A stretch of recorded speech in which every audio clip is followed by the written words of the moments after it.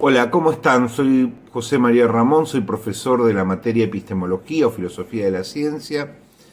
Doy clases en distintas facultades en la Universidad Nacional de la Patagonia y también brindo cursos en otros lugares. Hoy queremos presentarte a través de este video breve de 3 o 4 minutos qué es lo que vas a ver a continuación. La enseñanza de la epistemología es un desafío siempre complejo para estudiantes de licenciatura. Enseñarle el pensamiento epistemológico del siglo XX es extenso y es complejo. Lo que habitualmente hacemos es dar clases que resuman a los autores principales, por ejemplo, Kuhn, Popper, Feyerabend, Lakatos, el Círculo de Viena, Tulmin, etcétera, Laudam, y luego darle a los estudiantes una brevísima selección de autores con pequeños capítulos o textos para que puedan leer como bibliografía obligatoria y algunos textos muy breves de 20 o 30 carillas donde otros autores describen el pensamiento de estos clásicos. Esta es la base, clases del profesor más alguna selección bibliográfica. Pero hoy, gracias a la inteligencia artificial, podemos hacer algo más, agregar un complemento, un refuerzo que de ninguna manera reemplaza la lectura de los textos, solo lo complementa. Y es lo que te voy a pasar a explicar ahora.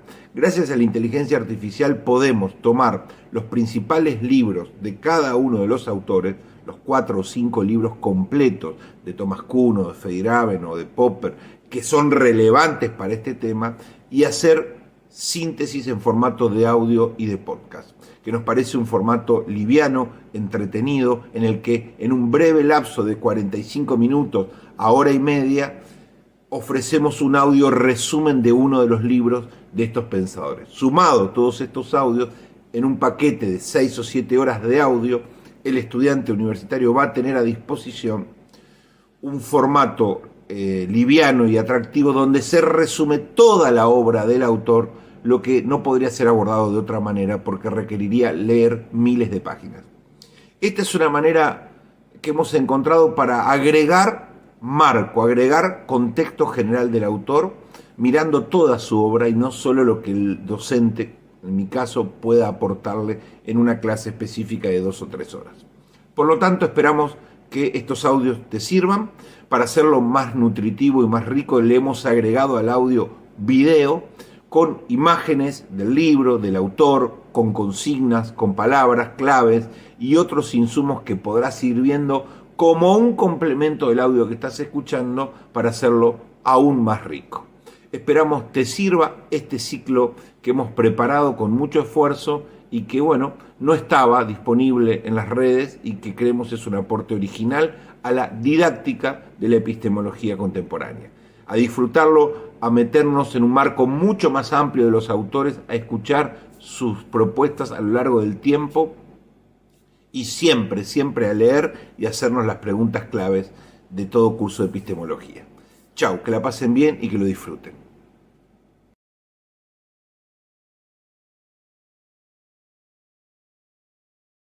Bienvenidos. Iniciamos hoy un análisis en profundidad de un tema yo creo que esencial. ¿Cómo podemos distinguir la ciencia, la tecnología auténtica, de, bueno, de sus imitaciones? Las pseudociencias y las pseudotecnologías. Y para ello nos vamos a basar en el texto número 1, Pseudociencias y pseudotecnología. Es del filósofo Mario Bunge y está recogido en la compilación de pseudociencias del profesor José María Ramón. El objetivo, pues, es desgranar las ideas clave de Bunge para aprender a identificar estas falsificaciones del saber. Mm, Pues sí, es un tema crucial, la verdad. Bunge nos alerta mucho sobre los riesgos, ¿eh? Porque estas imitaciones no solo crean confusión, o sea, no solo contaminan la cultura, es que a menudo mueven intereses económicos enormes y pueden poner en riesgo, pero en riesgo serio, el bienestar de la gente, de las sociedades. Exacto. Bunge señala algo muy interesante, ¿no? Que el hombre, que es un gran creador, pues también es el máximo falsificador. Vamos a explorar un poco cómo se manifiesta esto en el ámbito del conocimiento. Él identifica varias trampas, ¿no? Sí, varias. Está el plagio, claro, robar ideas ajenas. Luego el manoseo, que es básicamente mentir sobre datos, sobre resultados.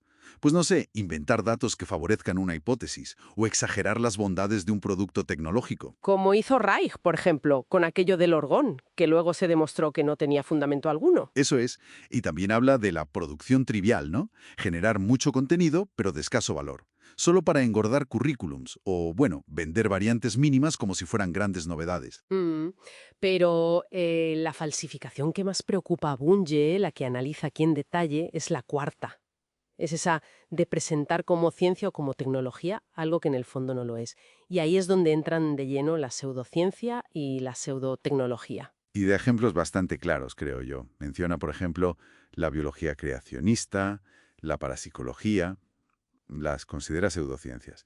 Y luego, la homeopatía o ciertas terapias psicoanalíticas, como pseudotecnologías. Claro. Y subraya el peligro, insisto, porque se disfrazan de conocimiento riguroso, confunden a la gente sobre lo que es realmente la actitud científica. Recuerdo las sátiras de Swift, ¿no? Sobre proyectos absurdos que se presentaban como científicos. Exacto, explotan la credulidad pública.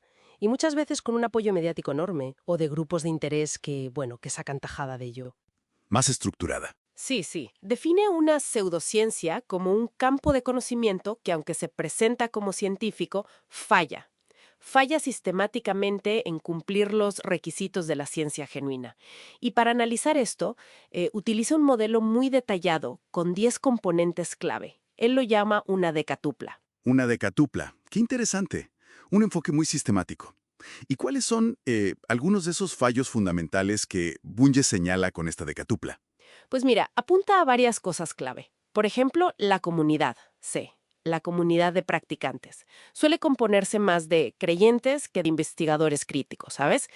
El dominio, D, o sea, lo que estudian, a menudo incluye entidades imaginarias, pues influencias astrales, el superego freudiano, cosas que no se pueden comprobar empíricamente. Claro, que escapan a la prueba. Exacto. Luego, la filosofía general que tienen tiende a admitir procesos inmateriales o se basa en fuentes de autoridad dogmáticas. Esto choca frontalmente con el materialismo y el escepticismo que son propios de la ciencia. Y además, su base lógica y matemática suele ser pobre o directamente inexistente. Y supongo que esta desconexión con la ciencia real se ve también en cómo operan, ¿no? Menciona que apenas interactúan o aprenden de otros campos científicos, que sus problemas suelen ser prácticos pero están mal formulados. Eso es. Y sus métodos no son rigurosos. Rehúyen la experimentación controlada, la crítica externa. Todo eso lo evitan. ¿Y todo esto a qué lleva?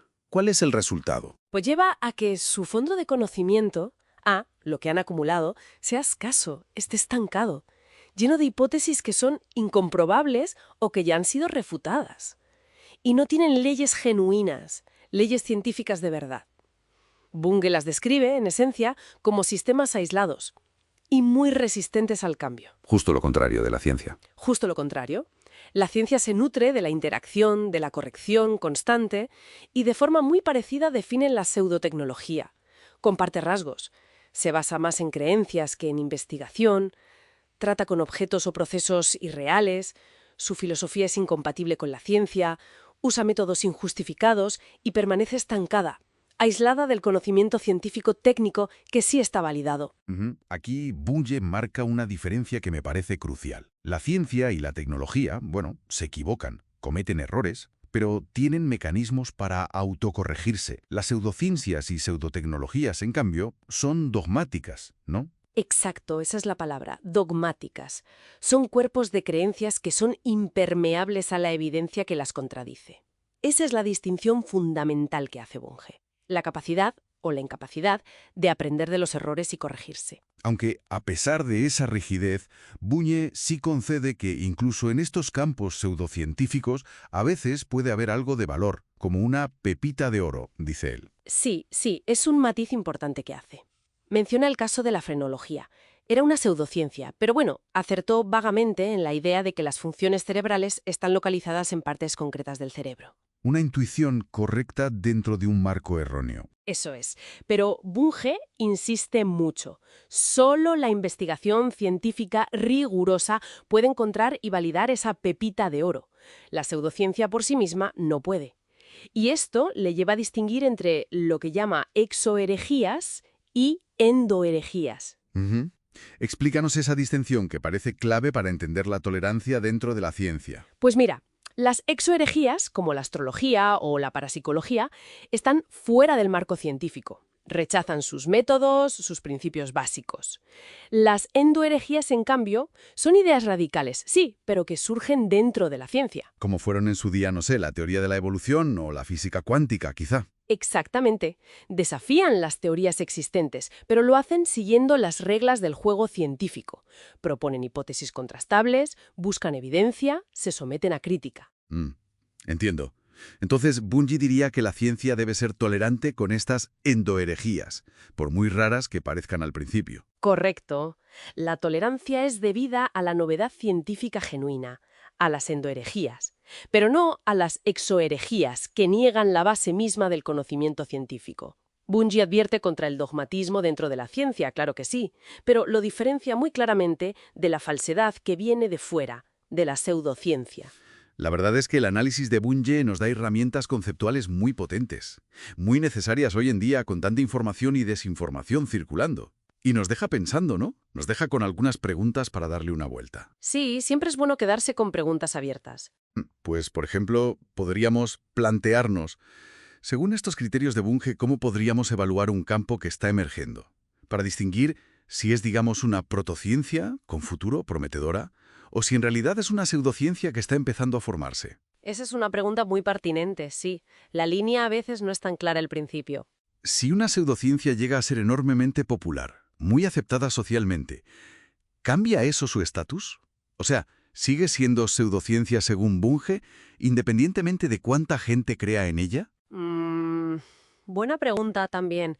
Bunge diría que la aceptación social no cambia la naturaleza epistemológica, ¿verdad?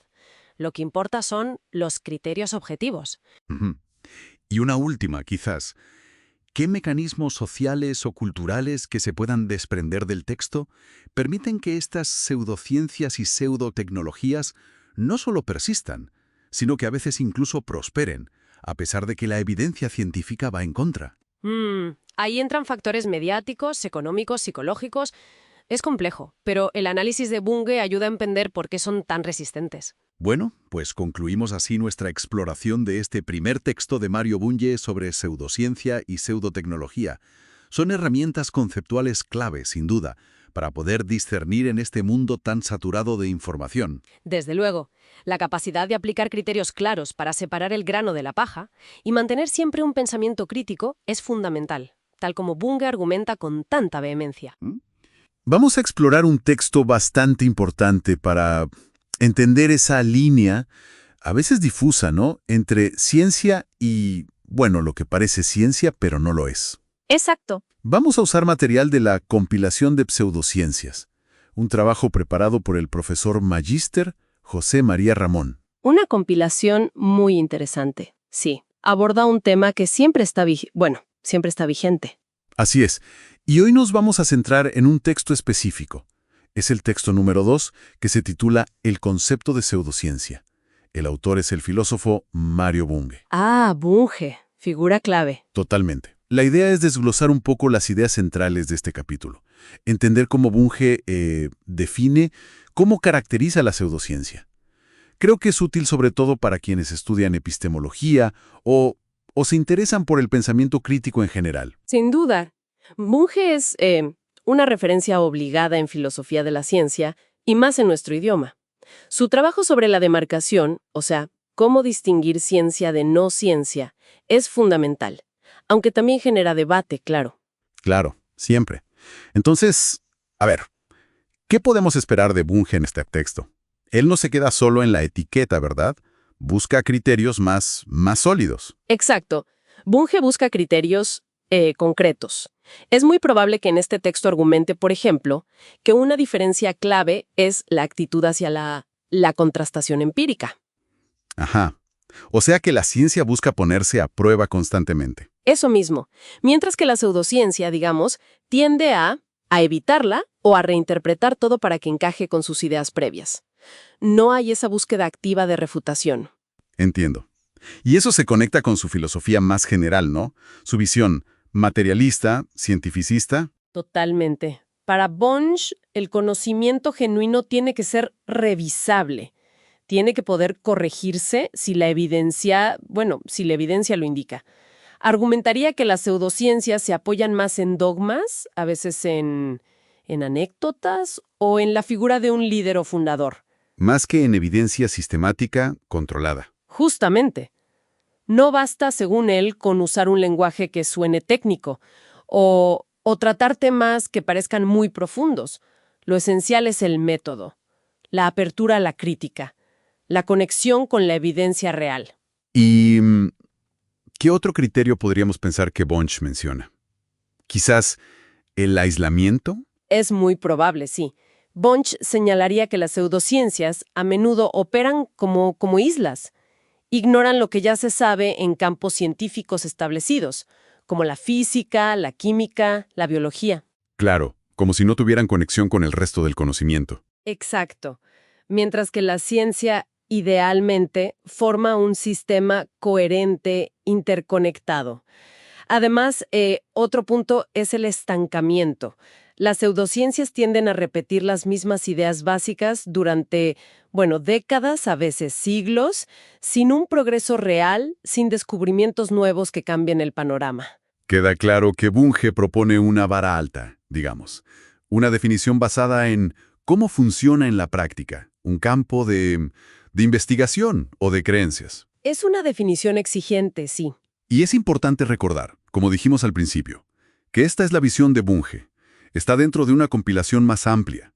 Seguramente otros autores en ese mismo libro ofrecen, otros matices, quizás otros enfoques sobre qué es o no es pseudociencia. Precisamente, la compilación seguro da una visión más panorámica, pero detenerse en Bunge es muy valioso, porque su intento de poner criterios claros sobre la mesa, aunque a veces se le critique por ser muy rígido, te obliga a pensar en serio qué le pedimos a una disciplina para llamarla científica. Claro.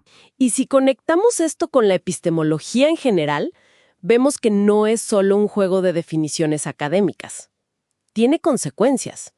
Consecuencias prácticas en cómo entendemos el mundo, en qué confiamos. Entonces, resumiendo un poco, entender estos criterios que propone Bunge nos da como herramientas, ¿no? Herramientas para analizar críticamente la información que recibimos, que hoy en día es muchísima. Es una avalancha, sí.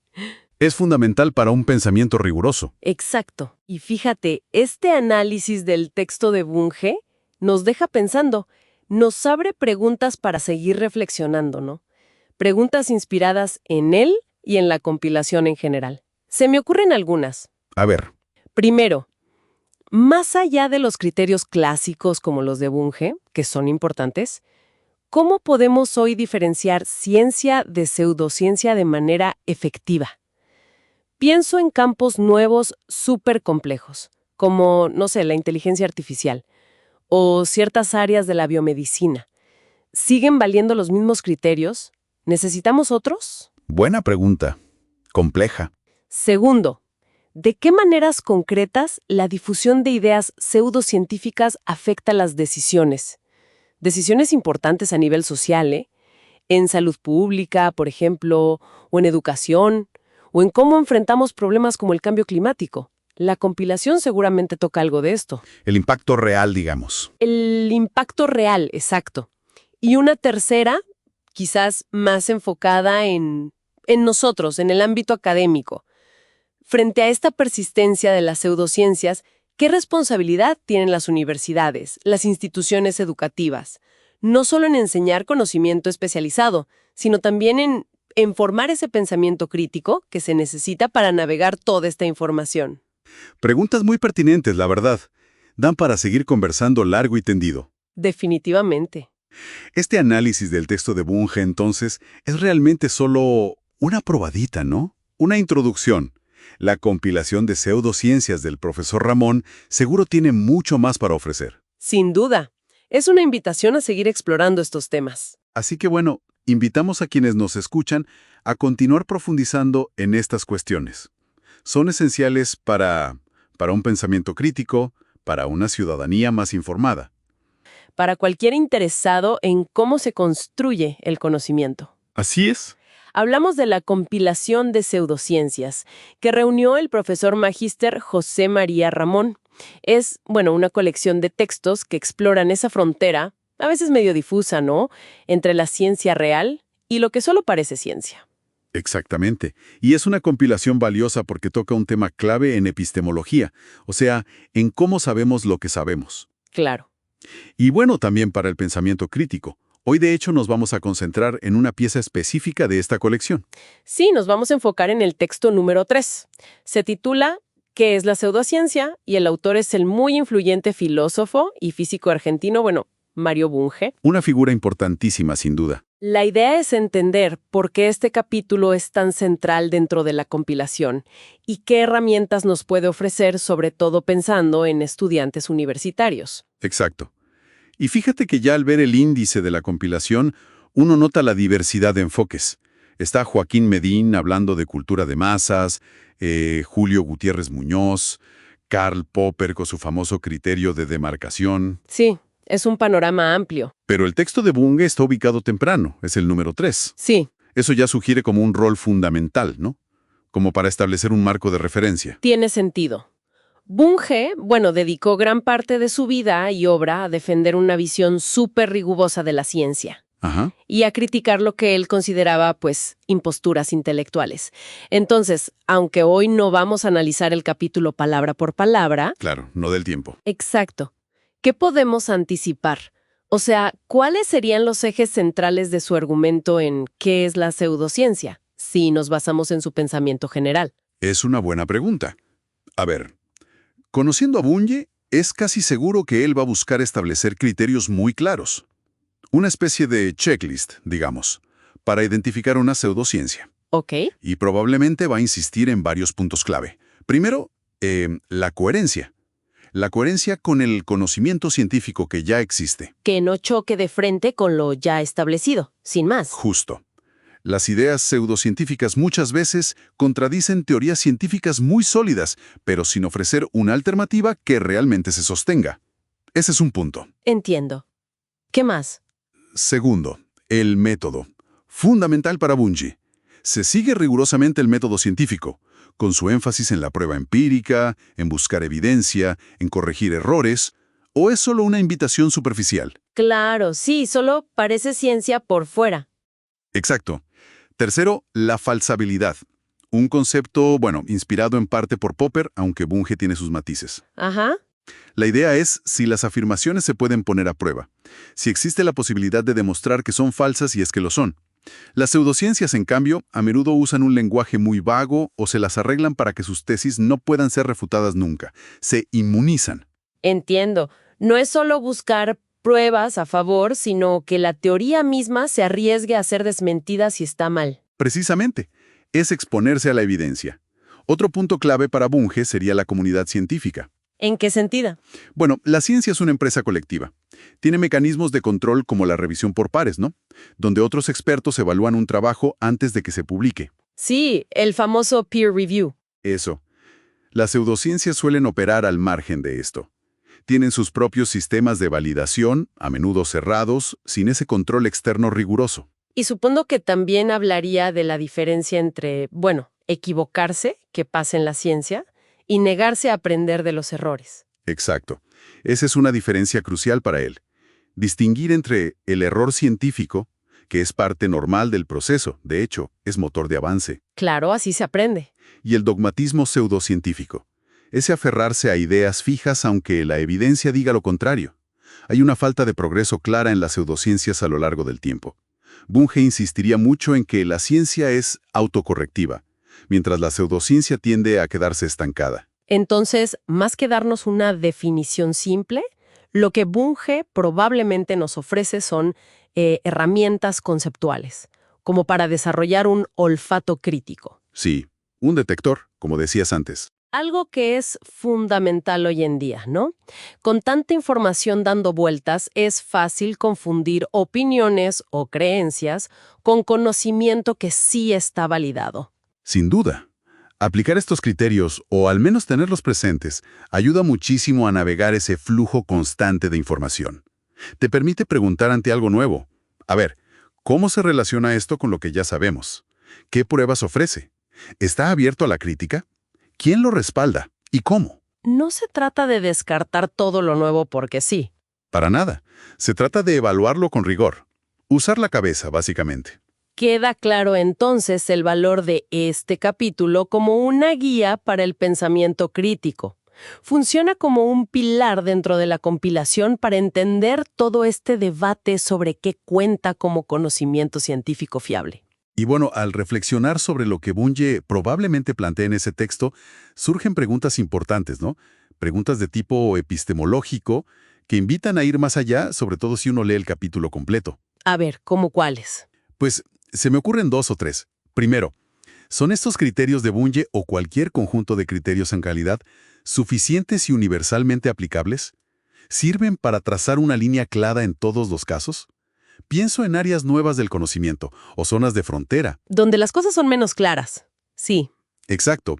Y segundo, más allá de la lógica interna y la evidencia, que es lo que Bunge enfatiza mucho, ¿qué rol juegan otros factores? Factores sociales, culturales, históricos, en que una idea sea aceptada como científica o rechazada como pseudocientífica en un momento dado.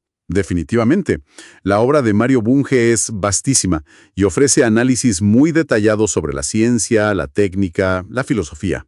Siempre polémico Bunge, pero estimulante. Muy estimulante. Así que bueno, invitamos a seguir explorando su pensamiento en futuras discusiones sobre sus textos.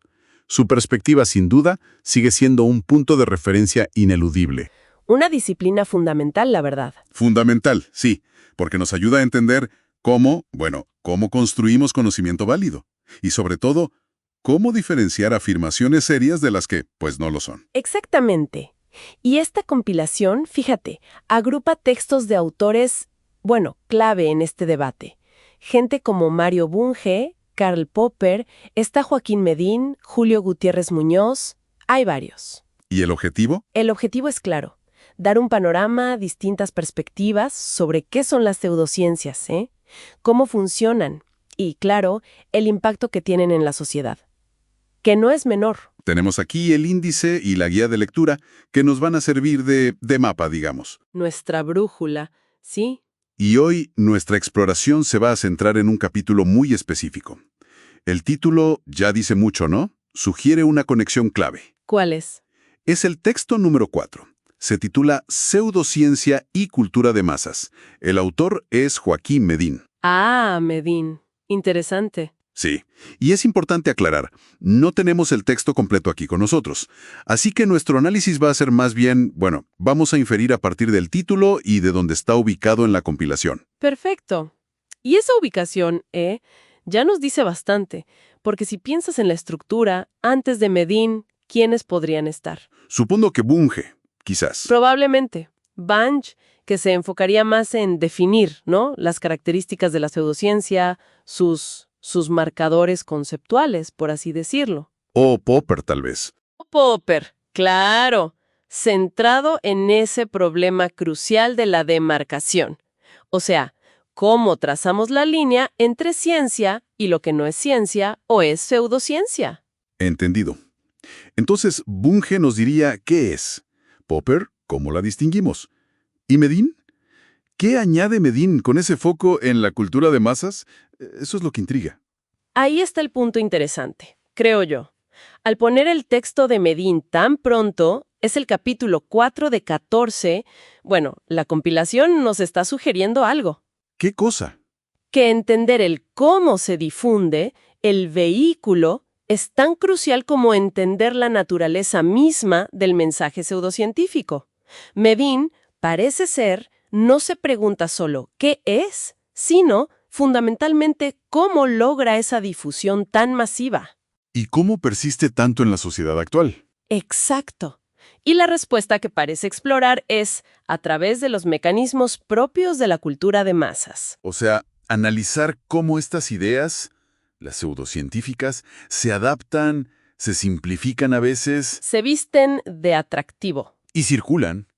Por los medios, las redes sociales, el entretenimiento, hasta en la publicidad, ¿no? Justo eso. Pero a ver, una pregunta que surge es, Al centrarse tanto en la cultura de masas, ¿no corremos el riesgo de, digamos, desviar un poco la atención del análisis más duro, el epistemológico?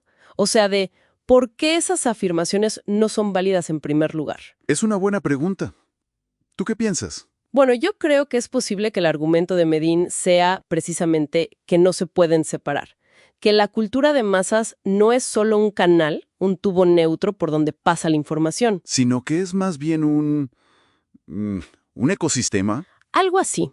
Un ecosistema con sus propias reglas, sus lógicas. La búsqueda de lo viral, el énfasis en la emoción por sobre el argumento, la simplificación extrema, la repetición constante. Y todo eso puede ser un terreno muy fértil para ideas que, aunque no tengan rigor científico, conectan con miedos, con deseos, con narrativas que ya están ahí, en el imaginario popular. Piensa, por ejemplo, en las curas milagrosas o ciertas teorías conspirativas, Sí, que no tienen ningún fundamento pero explotan en redes sociales. exacto.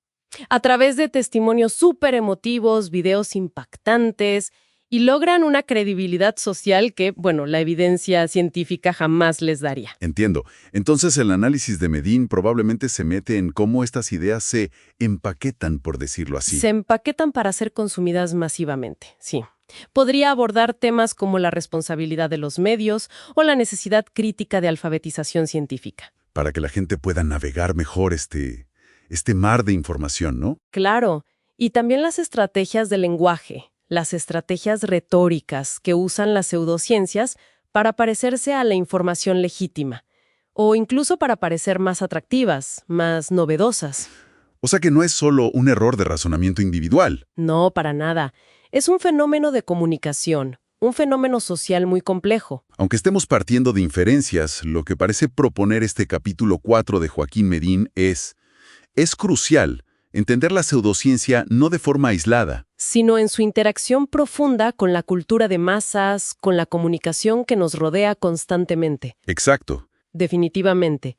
Y este enfoque, más centrado en la dinámica social y cultural, nos deja pensando, nos deja con preguntas epistemológicas importantes, incluso sin haber leído el texto completo. A ver, ¿cómo cuáles? Para seguir reflexionando. Podemos plantearnos, por ejemplo, primero, ¿de qué manera específica los formatos de la cultura de masas piensan en la imagen sobre el argumento, la velocidad, la fragmentación?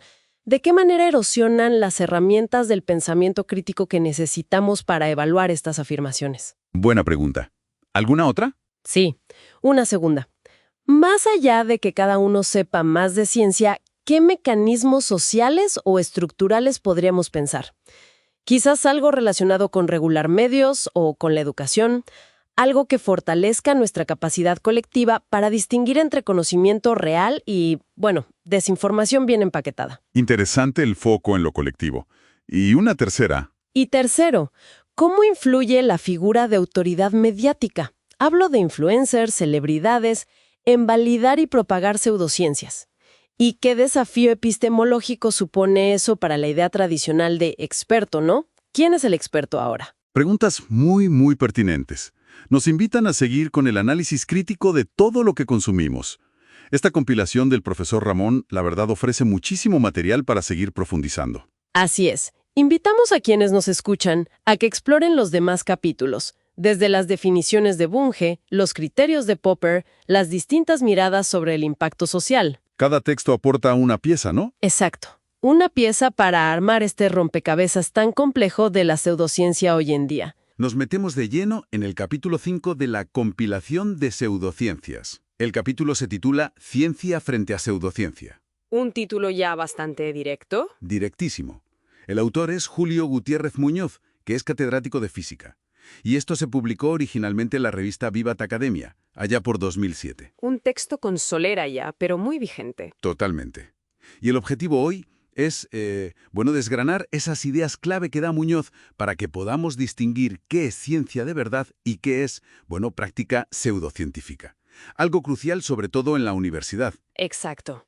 Porque Gutiérrez Muñoz reflexiona sobre las características, los métodos y, muy importante, las actitudes que definen a la ciencia. Y lo contrasta, claro, con cómo opera la pseudociencia. Toca temas como el escepticismo, la especulación, el método científico en sí e incluso la ética. Pues mira, justo por ahí quería empezar. El tema del escepticismo. Muñoz dice que en ciencia es, vamos, la base. Pero en la pseudociencia, como que se rechaza al escéptico, ¿no? ¿Cómo desarrolla eso? Es que es una diferencia clave. A ver, Muñoz explica que especular, bueno, especulamos todos, ¿no? Científicos y no científicos. La ciencia y la pseudociencia parten de ahí a veces. Vale. Pero ¿qué pasa después? La ciencia usa esa especulación como punto de partida, como una hipótesis que hay que poner a prueba. Hay que verificarla. Eso es, la verificación experimental. En cambio, la pseudociencia, pues, muchas veces se queda ahí, en la mera idea. Presenta cosas que son intrínsecamente imposibles de refutar. ¿Cómo qué, por ejemplo? Pues piensa en, no sé, la existencia de ciertas energías cósmicas o fenómenos paranormales muy magos. Ojo, que la ciencia también tiene hipótesis especulativas, ¿eh? La cosmología con la materia oscura, por ejemplo. Claro. Pero siempre dentro de un marco que busca la evidencia, que está diseñado para poder ser refutada si aparecen pruebas en contra. La pseudociencia, en cambio, a menudo celebra sus éxitos basándose en, bueno, a veces en pura casualidad o, como critica Muñoz, en estadísticas que están un poco cocinadas. Pone el ejemplo de los radiestesistas. Los que buscan agua con la varita. Esos mismos, que estadísticamente, pues, no superan el azar, pero se presentan como éxitos. Entendido. Entonces, la clave es el método científico, la forma de proceder. ¿Qué nos cuenta Muñoz sobre el método? Pues lo sitúa históricamente. Habla de Galileo, de Bacon, luego Newton, Leibniz, que lo consolidan. Los nombres clásicos. Sí. Y resume los pasos que todos conocemos más o menos. Identificar un problema, plantear una hipótesis o un modelo, hacer una predicción, experimentar para ver si se cumple, y si todo va bien, pues formular una teoría. El esquema de toda la vida. Pero, ojo, advierte que no hay que verlo como una receta de cocina, como unas reglas súper rígidas. Ah, interesante. Sí, cita a Einstein, por ejemplo, y cómo usaba la heurística, o sea, esos como atajos mentales, intuiciones, que no son parte formal del método, pero que ayudan a avanzar. Vale, no es solo seguir pasos mecánicamente. Exacto. Y destaca algunas reglas de Newton para experimentar, admitir solo las causas necesarias, buscar causas parecidas para efectos parecidos, generalizar con cuidado lo que observamos. Y algo fundamental, considerar válidas las conclusiones inductivas solo hasta que un nuevo fenómeno las ponga en duda, siempre abiertos a cambiar. Me gusta esa idea de que no es algo mecánico. Y además, Muñoz no se olvida de que la ciencia la hacen personas, ¿no? Con sus cosas buenas y malas. Introduce la ética. Totalmente. No idealiza a los científicos. Reconoce que existe la envidia, la ambición, incluso critica la presión actual por publicar rápido, que dice que puede ahogar la investigación básica, la que no da resultados inmediatos. Es un problema real ese. Sí, y menciona polémicas éticas importantes, como la de Oppenheimer, Einstein y la bomba atómica, no para juzgar, sino para mostrar la complejidad moral que a veces acompaña al avance científico. Claro, no toma partido, solo expone la complejidad. Eso es. Y lo importante es que contrasta esa falibilidad humana, que existe, pero que está dentro de un sistema, el científico, que tiene mecanismos para autocorregirse. Como la revisión por pares, la replicación. Exacto. Lo contrasta con prácticas pseudocientíficas que a menudo desprecian principios superestablecidos como las leyes de la termodinámica, sin ninguna prueba, o que usan como un barniz de tecnología o lenguaje complicado para parecer científicas, como hace a veces la astrología moderna. Entiendo. Así que la actitud del científico es tan crucial como el propio método. Fundamental. Muñoz insiste mucho en esto. La paciencia, la honradez, la humildad para reconocer que no lo sabes todo, la autocrítica. Eso de la autocrítica es importante. Muchísimo. ¿Y la disposición a admitir errores? A no aceptar argumentos de autoridad sin más. Esto es así porque lo digo yo. Cita Pasteur, fíjate, que decía que había que intentar refutar los propios hallazgos antes de publicarlos. Vaya, eso es exigente. Es la búsqueda honesta de la verdad, ¿no? Sabiendo que te puedes equivocar. Otro punto que el texto resalta mucho es la comunicación. ¿Por qué le da tanta importancia a Muñoz? Porque para él, la ciencia que no se comunica, la que se queda en secreto, es como si no existiera. O peor, se convierte en algo parecido a la magia o a la alquimia antigua. Claro, algo esotérico. Exacto. De hecho, argumenta que el secretismo de los alquimistas retrasó el desarrollo de la química como ciencia abierta. Y hoy en día advierte que una divulgación científica mala o los medios buscando solo audiencia fácil pueden abrir la puerta a charlatanes. Cita a Martin Gardner, que ya avisaba del aumento de la querencia en ciencias ocultas. Es un peligro real, con tanta información circulando. Por eso recupera la idea de Newton de abandonar las cualidades ocultas, esas explicaciones que en realidad no explican nada y solo frenan el avance. La ciencia busca explicaciones claras, comprobables, comunicables. Debe ser accesible. Muy claro. Y ya para ir terminando, aborda una relación siempre delicada. Ciencia y religión. ¿Cómo las enfoca? Pues Muñoz las ve como ámbitos diferentes. La ciencia intenta describir el cómo funciona la naturaleza, basándose en la evidencia empírica, en lo que podemos observar y medir. El mundo natural. Eso es. La religión en general busca más el por qué, el sentido último de las cosas, y se basa más en la fe, en la revelación. No las ve necesariamente en conflicto, siempre que cada una respete el terreno de la otra. O sea, ¿pueden coexistir? Él cree que sí. Dice que un científico puede ser creyente perfectamente, menciona a Newton otra vez, pero su trabajo científico debe separarse de sus creencias personales y basarse solo en la evidencia. La ciencia es la ciencia y la fe es la fe. Algo así.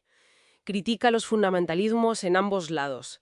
Al teólogo que niega la evidencia científica porque contradice un texto sagrado y también al científico que niega dogmáticamente cualquier cosa que no pueda meter y medir en su laboratorio ahora mismo. Cita a Brian Peppard, que dice algo así como que la ciudadela del creyente es inexpugnable para la ciencia porque está en un territorio al que la ciencia no puede acceder. Una separación de dominios, digamos. Exacto. Pues, en resumen, este capítulo de Gutiérrez Muñoz nos deja una visión muy potente de la ciencia. Rigurosa, escéptica, autocorrectiva, transparente, comunicable, centrada en buscar la verdad sobre el mundo natural de forma racional. Y muy diferente de la pseudociencia. Sí, la verdad es que lo deja muy claro. Y para que sigamos dándole vueltas a esto, podríamos dejar un par de preguntas en el aire inspiradas por el texto. ¿Qué te parece? Perfecto. A ver, podríamos preguntarnos. 1. Con esta cultura de la inmediatez, de publicar ya, ¿cómo afecta eso a la aplicación rigurosa, paciente, autocrítica de ese método científico que describe Muñoz? ¿Se está perdiendo algo? Buena pregunta. 2. Si hemos dicho que la especulación es necesaria en ciencia, pero es casi todo en la pseudociencia, ¿qué criterios prácticos podemos usar en el día a día para distinguir una especulación científica, digamos, fructífera, de una que ya es pseudocientífica? Ese es difícil a veces. Y una tercera, quizás.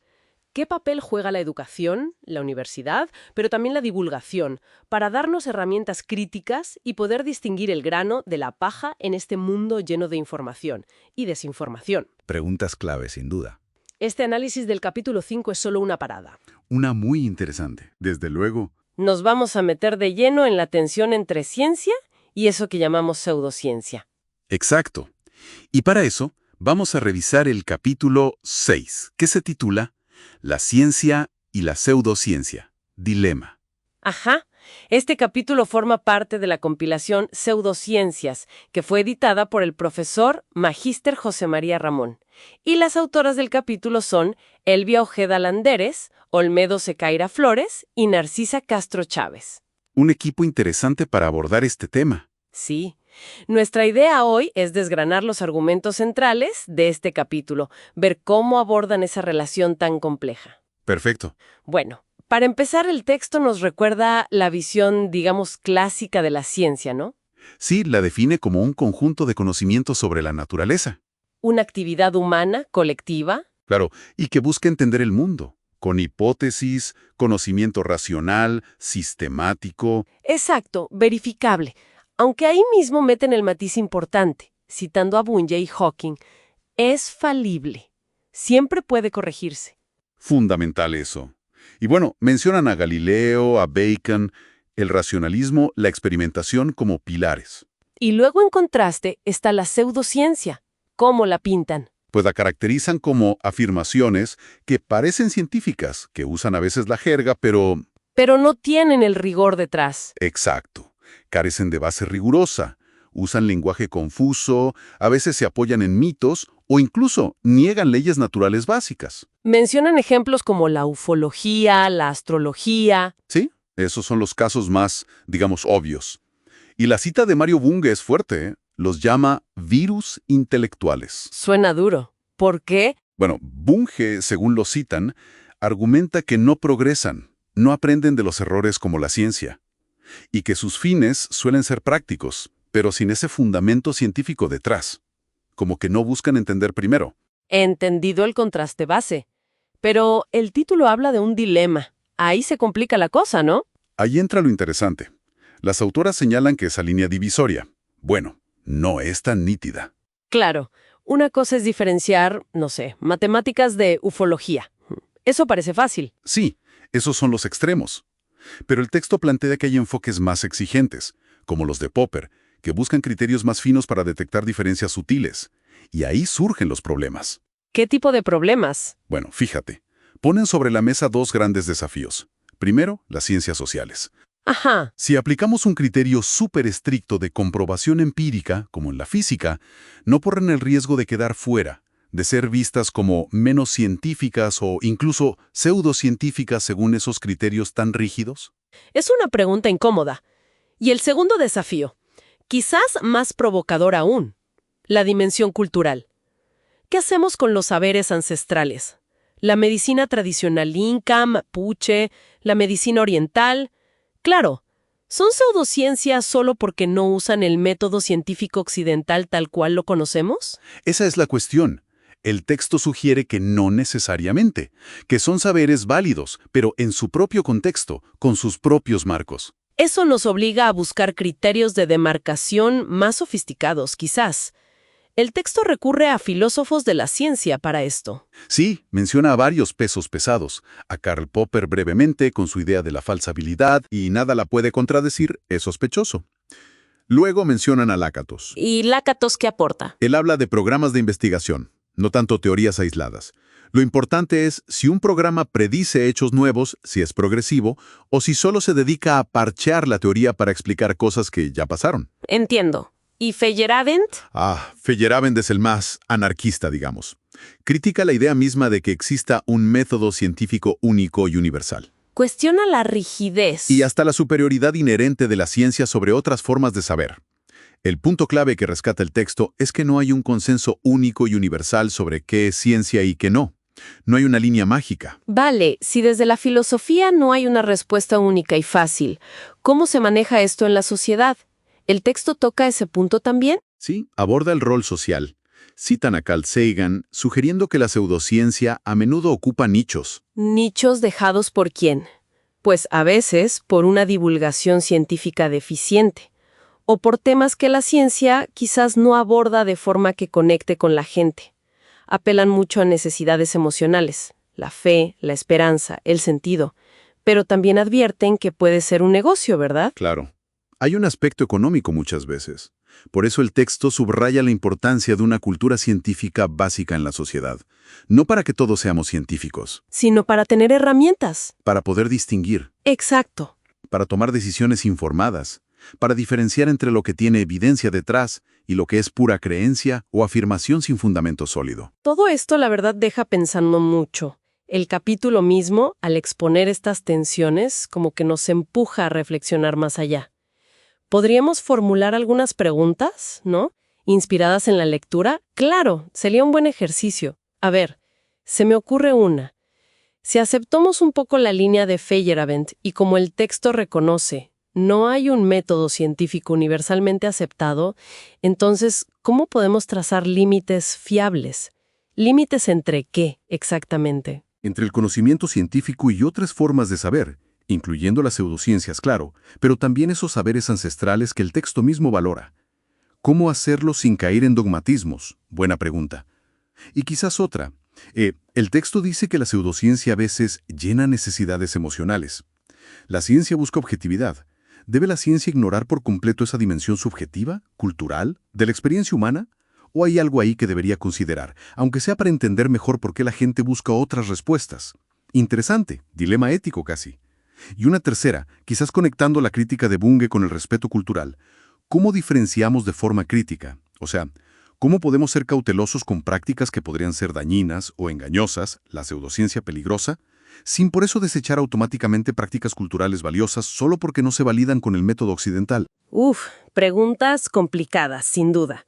Pero resumen bien la complejidad que plantea el capítulo. Sí. Hemos hecho un recorrido, creo, bastante completo por las ideas centrales de este capítulo 6, la ciencia y la pseudociencia, dilema. Vimos cómo las autoras Ojeda Landírez, Secaira Flores y Castro Chávez definen ciencia, caracterizan pseudociencia y sobre todo cómo exploran ese difícil problema de la demarcación, poniendo el acento en el contexto cultural y social. Exacto. Queda claro que no es un debate cerrado.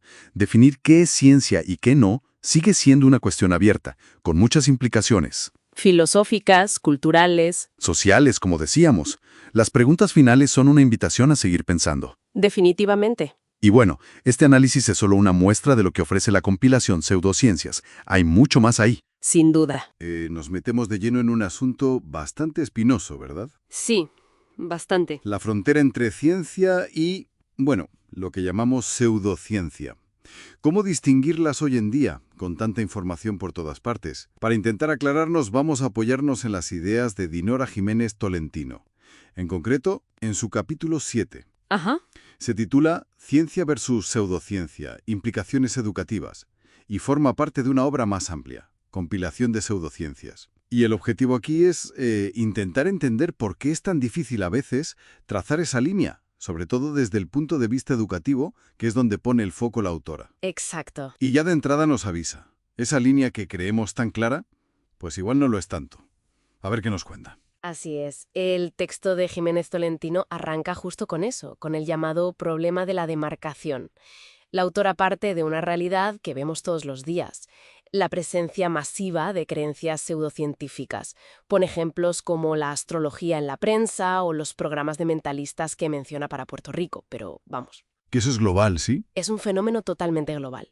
Y subraya algo importante, cómo los medios a menudo difunden estas ideas sin mucho filtro crítico. Ya. Y esto, argumenta ella, puede llevarnos a una visión un poco pasiva de la realidad, como aceptando que hay cosas ahí que funcionan y ya está, sin más explicación. Y aquí es donde la cosa se pone interesante de verdad. La autora sostiene, revisando a filósofos de la ciencia, que no hay un criterio único, universal, una especie de test definitivo para separar ciencia de pseudociencia, Claro, a pesar de todos los intentos que ha habido. justo. El texto repasa varios de esos intentos de diferenciación. Menciona propuestas inspiradas en gente como Mario Bunge o resumidas por González y apuntan a contrastes clave. Por ejemplo, el dominio. La ciencia estudia, digamos, cosas reales, observables, medibles. La pseudociencia a menudo trata con entes imaginarios, no corroborables, pues, no sé, influencias astrales, energías raras. Lo típico, sí. Ovnis y demás. Eso es. Luego está el método. La ciencia valora métodos rigurosos, públicos, que otros puedan repetir, y está abierta a la crítica. Fundamental eso. Sí, la pseudociencia, en cambio, pues suele evitar la experimentación controlada, es más bien dogmática y no le gusta mucho la crítica. Rechaza la crítica, claro. Otros puntos que menciona el texto son la actitud. La ciencia es escéptica por naturaleza, incluso consigo misma. La pseudociencia tiende a ser más crédula, no exige pruebas sólidas. La evidencia. La ciencia busca que los resultados se puedan reproducir. La pseudociencia se basa mucho en anécdotas, en a mí me funcionó, en casos aislados. Testimonios personales, sí. Eso. Y el lenguaje también. La ciencia intenta definir bien sus conceptos. La pseudociencia a veces mezcla términos científicos sin mucho rigor o usa un lenguaje muy vago. Pero ojo, que el texto tampoco pone a la ciencia en un pedestal intocable, ¿verdad? No, para nada. Señala que la ciencia no es inmune al dogmatismo. Nos recuerda el caso de Galileo, por ejemplo. O cómo ideas que al principio se rechazaron, luego resultaron ser correctas. Es una tensión ahí. Exacto, eso es fundamental.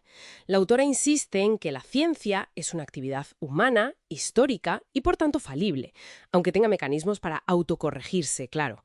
Y esta dificultad para poner una línea clara, según el texto, se conecta también con factores sociales y económicos. Piensa en lo compleja que es la ciencia actual, su lenguaje técnico. Que a veces nos aleja un poco al común de los mortales. Efectivamente.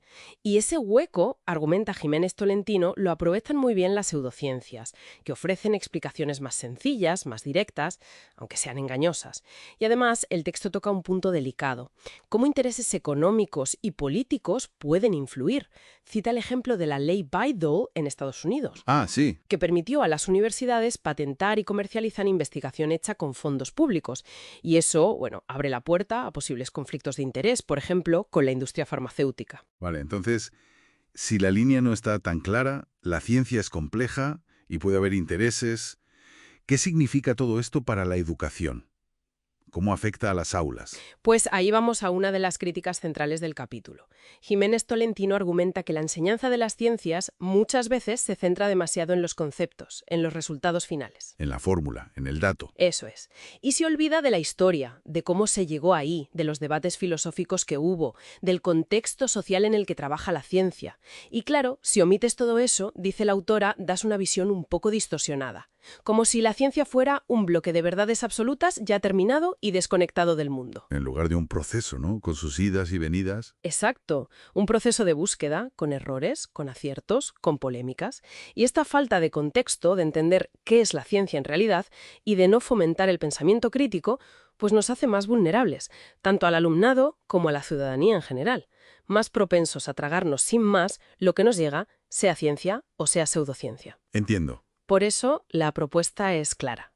Una educación científica que integre la historia, la filosofía, la sociología de la ciencia, que enseñe a pensar críticamente. En resumen, lo que nos dice Dinora Jiménez Tolentino es que esto de separar ciencia y pseudociencia no es tan fácil como parece. Es un desafío complejo donde influyen los medios, la economía y, de forma crucial, cómo enseñamos y entendemos la propia ciencia. Totalmente.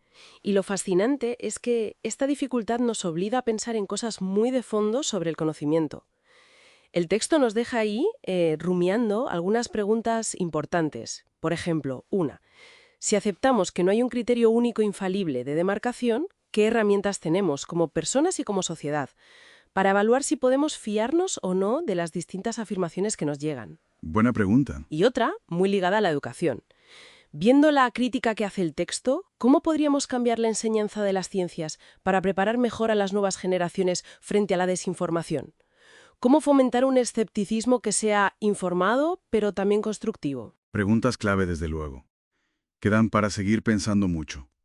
Este análisis del capítulo 7 de Jiménez Tolentino, Ciencia versus Pseudociencia, implicaciones educativas, de la compilación de pseudociencias, es solo una primera aproximación. Hoy vamos a sumergirnos en un material fascinante, la verdad. Se trata de la transcripción de una mesa redonda titulada Ecología y Pseudociencias. Esto formó parte de las actas del segundo Congreso Nacional sobre Pseudociencias que se celebró en Pamplona, fíjate, en 1995. Y forma parte de una compilación más amplia sobre pseudociencias del profesor José María Ramón. Nuestra idea hoy es, desgranar un poco los puntos clave de aquel debate. Un debate sobre ecología, sobre ciencia y esas tensiones que ya entonces eran muy palpables. Exacto. Es muy interesante ver cómo se abordaban ya en el 95 temas que hoy siguen totalmente vigentes, ¿no? La hipótesis Gaia, la biodiversidad, la gestión de residuos, el cambio climático. Vamos a analizar un poco esas posturas científicas frente a ciertos enfoques, digamos, más ecologistas o mediáticos de la época. Es una ventana a cómo se discutían estas cosas hace casi 30 años. Totalmente. La mesa la moderaba Victoria Toro y estaban Andrés San Juan, Andrés Parada y Miguel Ángel Sabadell. Y para empezar, ya la moderadora, Victoria Toro, puso sobre la mesa una cita interesante. Citó un libro que destacaba a las ONGs ecologistas, mencionaba a Greenpeace específicamente, como fuente principalísima casi infalible para el periodismo ambiental de entonces. Uf, eso ya marca un punto de partida, ¿no? Sí, ahí ya se ve una tensión inicial clara. El rigor científico frente a esa credibilidad que parece que los medios otorgaban casi sin cuestionar. Pues si te parece, entramos en materia con Andrés San Juan. Él arrancó con un tema potente, la hipótesis Gaia de Lovelock. Ah, sí, la Tierra como un superorganismo que se autorregula. Eso es. Pero San Juan apuntó directamente a la crítica científica principal. Esta idea de Gaia, olvida la autorreproducción. Y la autorreproducción es, digamos, un elemento clave para definir la vida biológica. Claro, fundamental. Y además surgía una paradoja, ¿no? Si Gaia se autorregula, si se arregla sola, ¿para qué intervenir? ¿Para qué preocuparnos tanto? Hombre, aunque esa autorregulación podría implicar cosas como extinciones masivas, incluida la nuestra, quizá. Exacto. Esa es la trampa. La idea es muy atractiva. Muy narrativa, ¿no? La madre tierra. Y claro, fue adoptada por movimientos New Age, por ciertos ecologismos. A veces idealizándola un poco, quizá más allá del análisis científico riguroso. San Juan también tocó el tema de la biodiversidad. La definió según la Convención de Río, ¿no? La diversidad genética, de especies, de ecosistemas. Sí, y dibujó un panorama un poco polarizado. Por un lado, el conservacionismo a ultranza, casi intocable. Y por el otro, un economicismo puro y duro. Ponerle precio a todo, incluso a la destrucción. Vaya extremos. Señaló la pérdida brutal sobre todo en pluvisilvas, pero añadió un matiz histórico interesante. Dijo, bueno, ojo que la humanidad lleva causando extinciones desde siempre. Ah, mira. Sí, al llegar a América, Australia. La diferencia ahora, decía San Juan, es que tenemos la capacidad de prever las consecuencias y, por tanto, de decidir. Eso cambia las cosas. Es un punto importante, sí. Y mencionó también algo sobre la antivivisección, ¿verdad? Sí, brevemente. Contrastó posturas muy radicales, derechos animales inalienables, vegetarianismo estricto, rechazo total a la investigación, con otras más moderadas, que buscaban un equilibrio entre sufrimiento animal y beneficio humano, ya con legislación y buscando alternativas como vídeos o simulaciones. Vale. Y de esa visión más global, la mesa pasó a algo mucho más terrenal, ¿no? Con Andrés Parada y el tratamiento de residuos. Uf, sí. Parada planteó algo que parece obvio pero es fundamental. La relatividad del residuo. Lo que para una industria es un desecho, para otra puede ser materia prima. Claro. Pero insistió mucho en que la clave, de verdad, es reducir en origen. Reducir. De un dato tremendo. Los embalajes eran el 40% de los residuos urbanos en aquel momento. El 40%. ¡Qué barbaridad! Una pasada. Y alertó también sobre el tráfico ilegal de residuos peligrosos. Dijo que movía más dinero que las drogas y que era dificilísimo de controlar. Vaya tela. ¿Y sobre el reciclaje? ¿Qué dijo? Porque hoy es como un mantra. Pues mira, aquí Parada fue muy pragmático, quizá chocante. Dijo que, financieramente, el único reciclaje que realmente se sostenía por sí mismo era el del vidrio. ¿Solo el vidrio? Solo el vidrio. Con el papel, por ejemplo, fue bastante crítico. Dijo que el reciclaje tiene límites técnicos, la fibra se degrada, y que en realidad lo único que hacía era posponer su llegada al vertedero. ¡Ostras! Y ojo al dato. Dijo que la materia prima para el papel no venía tanto de bosques vírgenes, sino de explotaciones forestales gestionadas, plantadas para eso. Y lanzó una paradoja. Si reducimos drásticamente el consumo de madera, podríamos acabar con esas explotaciones que, de hecho, reforestan. Tiene su lógica, sí. ¡Qué complicado todo! Y la incineración, supongo que necesaria, pero... Necesaria para ciertas cosas, sí, pero admitió que la contaminante. No había soluciones mágicas. Se ve claro. Bueno, y el tercer ponente, Miguel Ángel Sabadell, se centró en el cambio climático. Otro tema candente ya entonces. Candente, sí. Y Sabadell hizo una distinción importante entre la percepción popular y la científica. El público, decía, se fija en el tiempo que hace hoy. Busca culpables fáciles como el CO2 o las vacas. Sí, eso suena. Mientras que la ciencia hablaba de una variación brusca, y subrayo brusca, de la temperatura promedio global en un periodo relativamente corto, unos 100 años, y que esa variación parecía estar ligada a la actividad humana. ¿Y qué datos había en el 95? Pues mira, se hablaba de un aumento de la temperatura media de unos 0,4 grados Celsius en los últimos 30 años, pero el debate estaba muy vivo.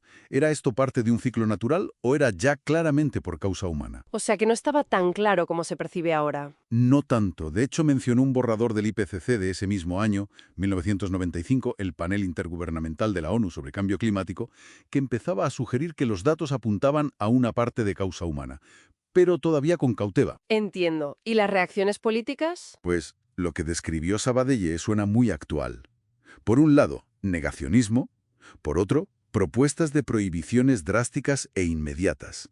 Al final, decía, se optó por una vía intermedia.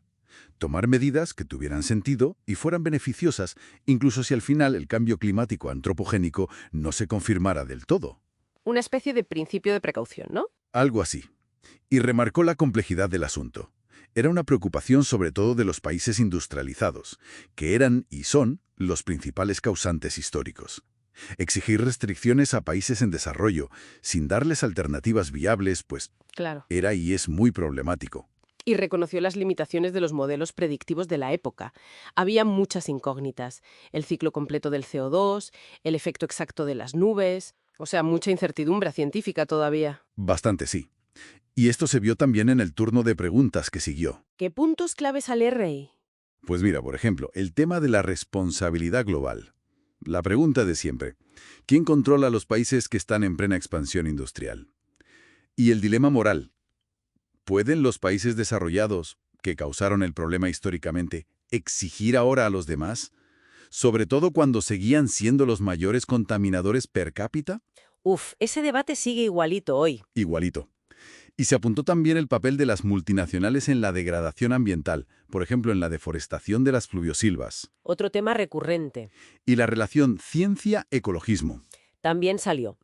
Se reafirmó que la ciencia es la que detecta los problemas, el agujero de ozono, el efecto invernadero, y la que puede ofrecer soluciones.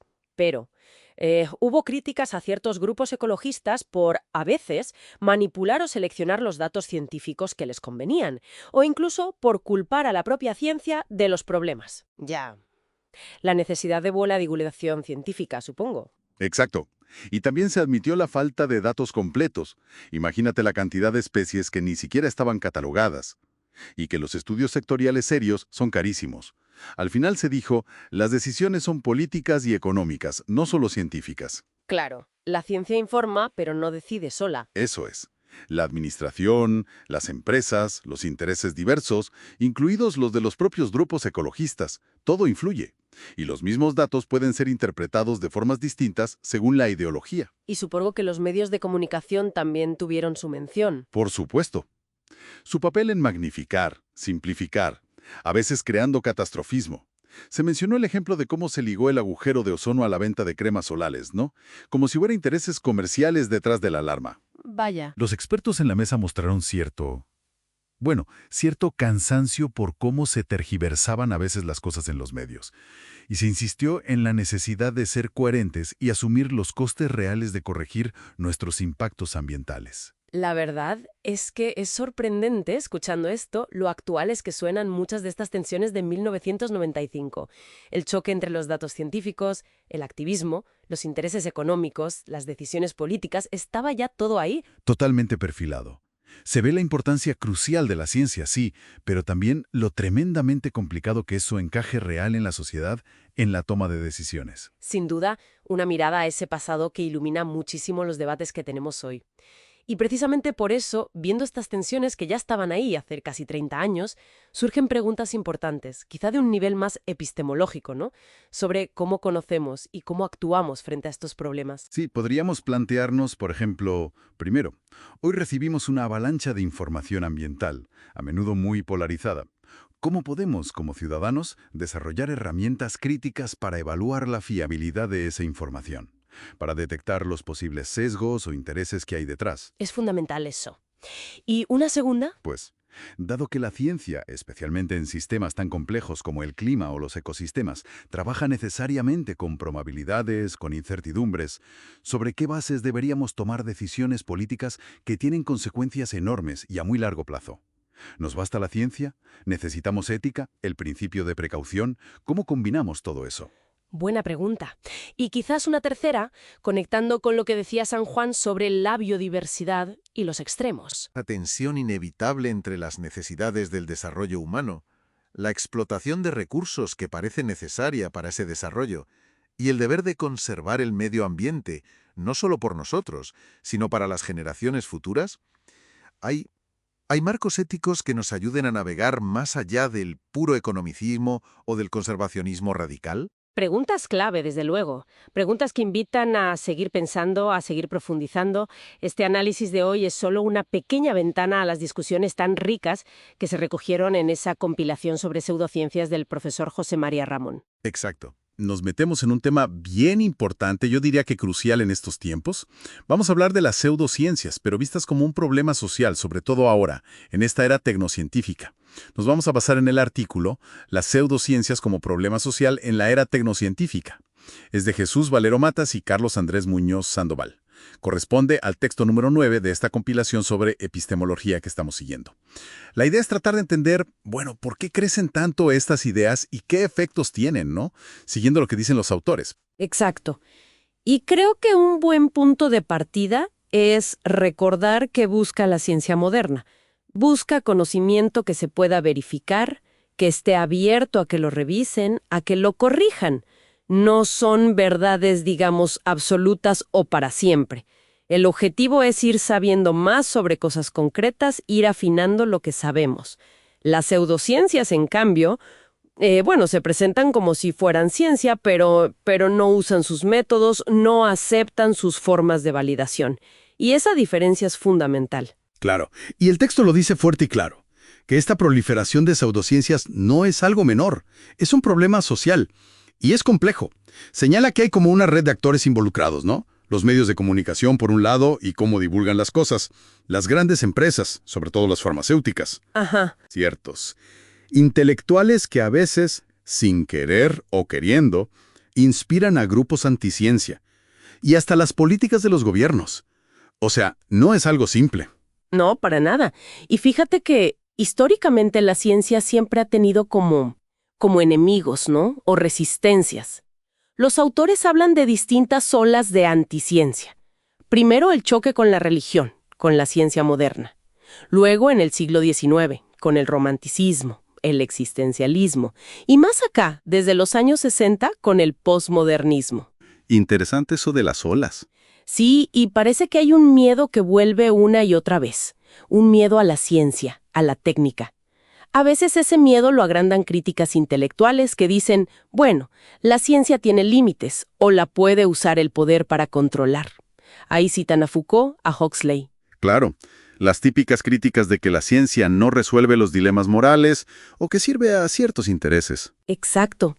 Aunque los autores también dicen, ojo, que a veces esos críticos caen en errores parecidos a los que critican. El artículo también intenta como clasificar un poco las bases teóricas de estos grupos anticiencia. Hablan de intelectuales pesimistas, que ven la ciencia como algo casi maquiavélico, ¿no? Y que niegan que se pueda conocer algo objetivamente. Mencionan a Havel, Zerzan, Chomsky en ese grupo. Sí. Luego están los posmodernos, esos que critican los grandes relatos, incluyendo los científicos. Defienden el pluralismo, la subjetividad, llegan a decir que el conocimiento es una construcción social, y a veces que la ciencia es como una herramienta de opresión de Occidente. Ahí mencionan a Beck, Lipovetsky. Así es, y hay más. Están los detractores epistemológicos. Estos ya van directo al método. Cuestionan si el método científico es realmente superior a otras formas de saber. Ahí entra Feyerabend, por ejemplo, o Rorty. O proponen otras formas de ver la sociología del conocimiento que, digamos, relativizan la objetividad, como el programa fuerte o la epistemología compleja de Morin. La epistemología feminista también la mencionan. También. Y la epistemología del sur, de Sousa Santos. Él critica fuerte el paradigma científico dominante, por ser occidental, por excluir otros saberes. Propone valorar esos otros conocimientos del sur. Aunque claro, esa idea de ligar tan directamente epistemología y política siempre genera bastante debate. Entiendo. Y finalmente, están los fundamentalismos. Esos atacan desde dogmas, ya sean religiosos, como el creacionismo o el diseño inteligente, o políticos como, posturas como las de Trump, negando el cambio climático, por ejemplo. Ahora, hay un punto que los autores remarcan mucho, y me parece clave. Cómo el fraude científico y las malas prácticas de algunas empresas, sobre todo farmacéuticas, golpean la confianza de la gente en la ciencia. Sí, eso es terrible. Citan ejemplos históricos, como el hombre de Pilton, y más recientes, como el caso de Hwang en Corea, o el de Wakefield con las vacunas. Y le dan bastante espacio a las farmacéuticas, a cómo a veces ocultan datos que no les convienen, como pasó con la reboxetina. O inventan enfermedades. Exacto. Eso de inventar enfermedades, o que ponen más plata en marketing que en investigar bien. o que venden medicamentos sin pruebas suficientes o con información medio engañosa. Mencionan a GSK, el Tamiflu. Claro. Y todo eso va minando la confianza, va generando un caldo de cultivo, como se dice. Si a eso le sumas lo que llaman la crisis de replicabilidad, o sea que a veces cuesta repetir los resultados de algunos estudios, como lo señaló Ioannidis, Sí, lo mencionan. pues se crea un terreno perfecto para que las pseudociencias avancen. Y como dicen Valero Matas y Muñoz Sandoval, esto no es un juego, no son inofensivas, son un problema social grave. Tienen efectos muy dañinos en la salud. Piensa en casos como el MMS, ese supuesto remedio milagroso, Terrible. o gente como Steve Jobs, que confió en la homeopatía y retrasó un tratamiento que quizás, bueno, O fraudes como el de esa bloguera Gibson. o terapias sin ningún fundamento como el Reiki para el SIDA. Y ni hablar de la campaña antivacunas. El daño que ha hecho es dramático. Y mencionan también cómo se infiltran hasta en las universidades, ¿no? Dando cursos o talleres de cosas sin base científica. Sí, eso devalúa la formación, claro. Entonces, al final, ¿cuál es la conclusión del texto? Parece que apuntan a que la responsabilidad es de todos, ¿no? Es compartida. Exactamente. Por un lado, la comunidad científica misma. Tiene que ser honesta, transparente, vigilar eso que Merton llamaba el efecto Mateo. El efecto Mateo. Sí, esa tendencia a que los científicos que ya son famosos se lleven todo el crédito, más allá de los méritos a veces. Y eso puede tentar hacer las cosas mal. Luego, las instituciones tienen que castigar el fraude, sea en la academia o en las empresas. Se necesita también mejor pedagogía, mejor divulgación de la ciencia. Fundamental. Y que los gobiernos no sean blandos, que no sean cómplices con estos movimientos anticientíficos. Tienen que reconocer que saber distinguir entre ciencia y pseudociencia es importante social y políticamente. Lácatos ya lo advertía hace tiempo. En resumen, entonces, este análisis de Valero Matas y Muñoz Sandoval nos deja claro que las pseudociencias no son solo creencias raras o curiosidades, son un fenómeno social complejo. Tienen raíces filosóficas, hay intereses económicos detrás, y las consecuencias pueden ser muy serias para la salud y para la confianza en el conocimiento riguroso. Realmente, y el análisis de este artículo nos invita a pensar más allá. Nos deja con algunas preguntas importantes, ¿no crees? Preguntas epistemológicas para seguir dándole vueltas. A ver, ¿cuáles serían? Me interesa. Bueno, podríamos plantearnos, por ejemplo, primero, ¿cómo podemos, como sociedad, pero también cada uno de nosotros, desarrollar mejores herramientas críticas para poder distinguir entre lo que es ciencia sólida y lo que es una propuesta pseudocientífica? Sobre todo ahora con tanta desinformación digital. Uf, clave esa pregunta. ¿Alguna otra? Sí, una segunda. Si aceptamos que hay actores económicos y políticos que influyen, que a veces hasta empujan la difusión de pseudociencias, como sugieren los autores. Bueno, ¿qué mecanismos de control social, qué regulaciones harían falta para tratar de frenar esos intereses? Complicado, pero necesario pensarlo. Y una tercera, quizás más de fondo. Sabemos que la ciencia avanza corrigiendo errores, que no da certezas absolutas. Entonces, ¿cómo podemos comunicar bien su valor, su fiabilidad, sin que suene a dogma? Y al mismo tiempo manteniendo una línea clara de separación con las pseudociencias, sobre todo en temas tan delicados como la salud pública o la educación. Excelentes preguntas.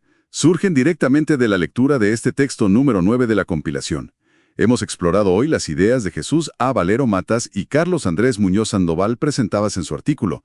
Y bueno, seguiremos examinando estos problemas y otros textos importantes sobre ciencia, epistemología y sociedad en futuras conversaciones. Sí, porque queda claro que fomentar una cultura científica crítica es esencial. Hay una cita de Neil deGrasse Tyson que los autores ponen al principio y me parece un buen cierre. Decía algo así como que la alfabetización científica funciona como una vacuna intelectual. Nos protege contra los que se aprovechan de la ignorancia. Nos centraremos en el texto número 10. Se titula Pseudociencias, una manifestación del pensamiento errado, y es de Freddy Jaimes Álvarez. Un texto interesante, ¿sí? El objetivo es, desentrañar la perspectiva del autor, Él argumenta que las pseudociencias no solo, digamos, desinformación, Exacto. sino una forma particular de procesar el pensamiento. Pensamos que esta sesión puede ser un buen recurso para estudiantes universitarios que estén profundizando en estos temas. Así es. Álvarez nos invita a mirar la pseudociencia más allá de la simple ignorancia científica, ¿no? O de confundir términos. Claro. Empecemos por la base que establece Álvarez, la existencia de una realidad objetiva. ¿Por qué es tan importante este punto de partida en su argumento? Es que es fundamental. El autor recalca que la realidad existe, independientemente de nuestras percepciones, de nuestras interpretaciones, incluso de las construcciones sociales. Entiendo. Afirma que negar esta realidad objetiva es, de hecho, peligroso, porque socava la racionalidad, la evidencia, que son pilares del progreso humano. Claro, sin un referente común. Exacto. Sin aceptar una realidad que podemos conocer o intentar conocer, la distinción entre ciencia y pseudociencia se vuelve muy difusa, se diluye. Tiene todo el sentido. Es como el suelo firme para poder discutir. Justo. Y una vez establecida esa realidad, el autor introduce el concepto de covariación para analizarla. ¿Podrías explicar brevemente cómo funciona esto según el texto? Claro. La covariación es, básicamente un principio lógico. Sirve para identificar relaciones causales. Ajá, causa y efecto. Sí. Se basa en observar si una causa potencial está presente cuando el efecto ocurre, y si está ausente cuando el efecto no ocurre. Dale. Álvarez menciona la famosa matriz de contingencia de 4 celdas como herramienta para este análisis. La he visto, ¿sí? Y subraya que un análisis causal riguroso, requiere considerar las 4 posibilidades: presencia o ausencia de causa y presencia o ausencia de efecto. Y los errores vienen de ahí, supongo. Justamente, los errores surgen al ignorar alguna de esas celdas o al interpretar mal las relaciones que se ven. Entiendo. Y esto nos lleva al núcleo del asunto. El pensamiento errado, o P, ¿cómo lo define el autor? Bueno, Álvarez se apoya en Montserrat Bordes Solana para definirlo. Lo define como el uso de falacias. Argumentos que parecen lógicos, pero no lo son. Eso es, argumentos no razonables o convincentes por errores en la inferencia. Y también el uso de sesgos cognitivos. Los sesgos. Esas trampas mentales, ¿no? Exacto. Esas desviaciones sistemáticas de la racionalidad que nos hacen cometer errores de juicio.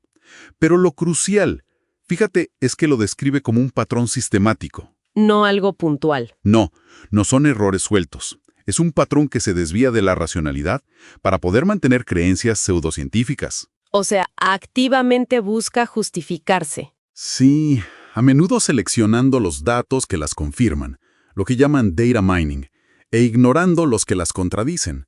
Es una interpretación, parcializada e ilógica de la realidad. El texto lista varios ejemplos. Podríamos destacar algunos comunes para que quede más claro, ¿te parece? Sí, perfecto. Por ejemplo, la falacia ad hominem, atacar a quien presenta el argumento, en lugar de refutar el argumento mismo. Un clásico, sí. Desviar el foco. Luego está el sesgo de confirmación. Esa tendencia, que creo que todos tenemos un poco, de buscar, interpretar y recordar la información que confirma lo que ya creemos. Ignorando la evidencia en contra. Es muy poderoso ese sesgo. Y otro ejemplo, la falacia post hoc, ergo propter hoc. Ah, ¿sí? Asumir erróneamente que si un evento sucede después de otro, el primero causó el segundo, sin buscar evidencia real de causalidad. El típico, tomé X y me curé, entonces X me curó. Pura correlación, no necesariamente causalidad. Justo. Estos ejemplos ilustran muy bien cómo opera el PT.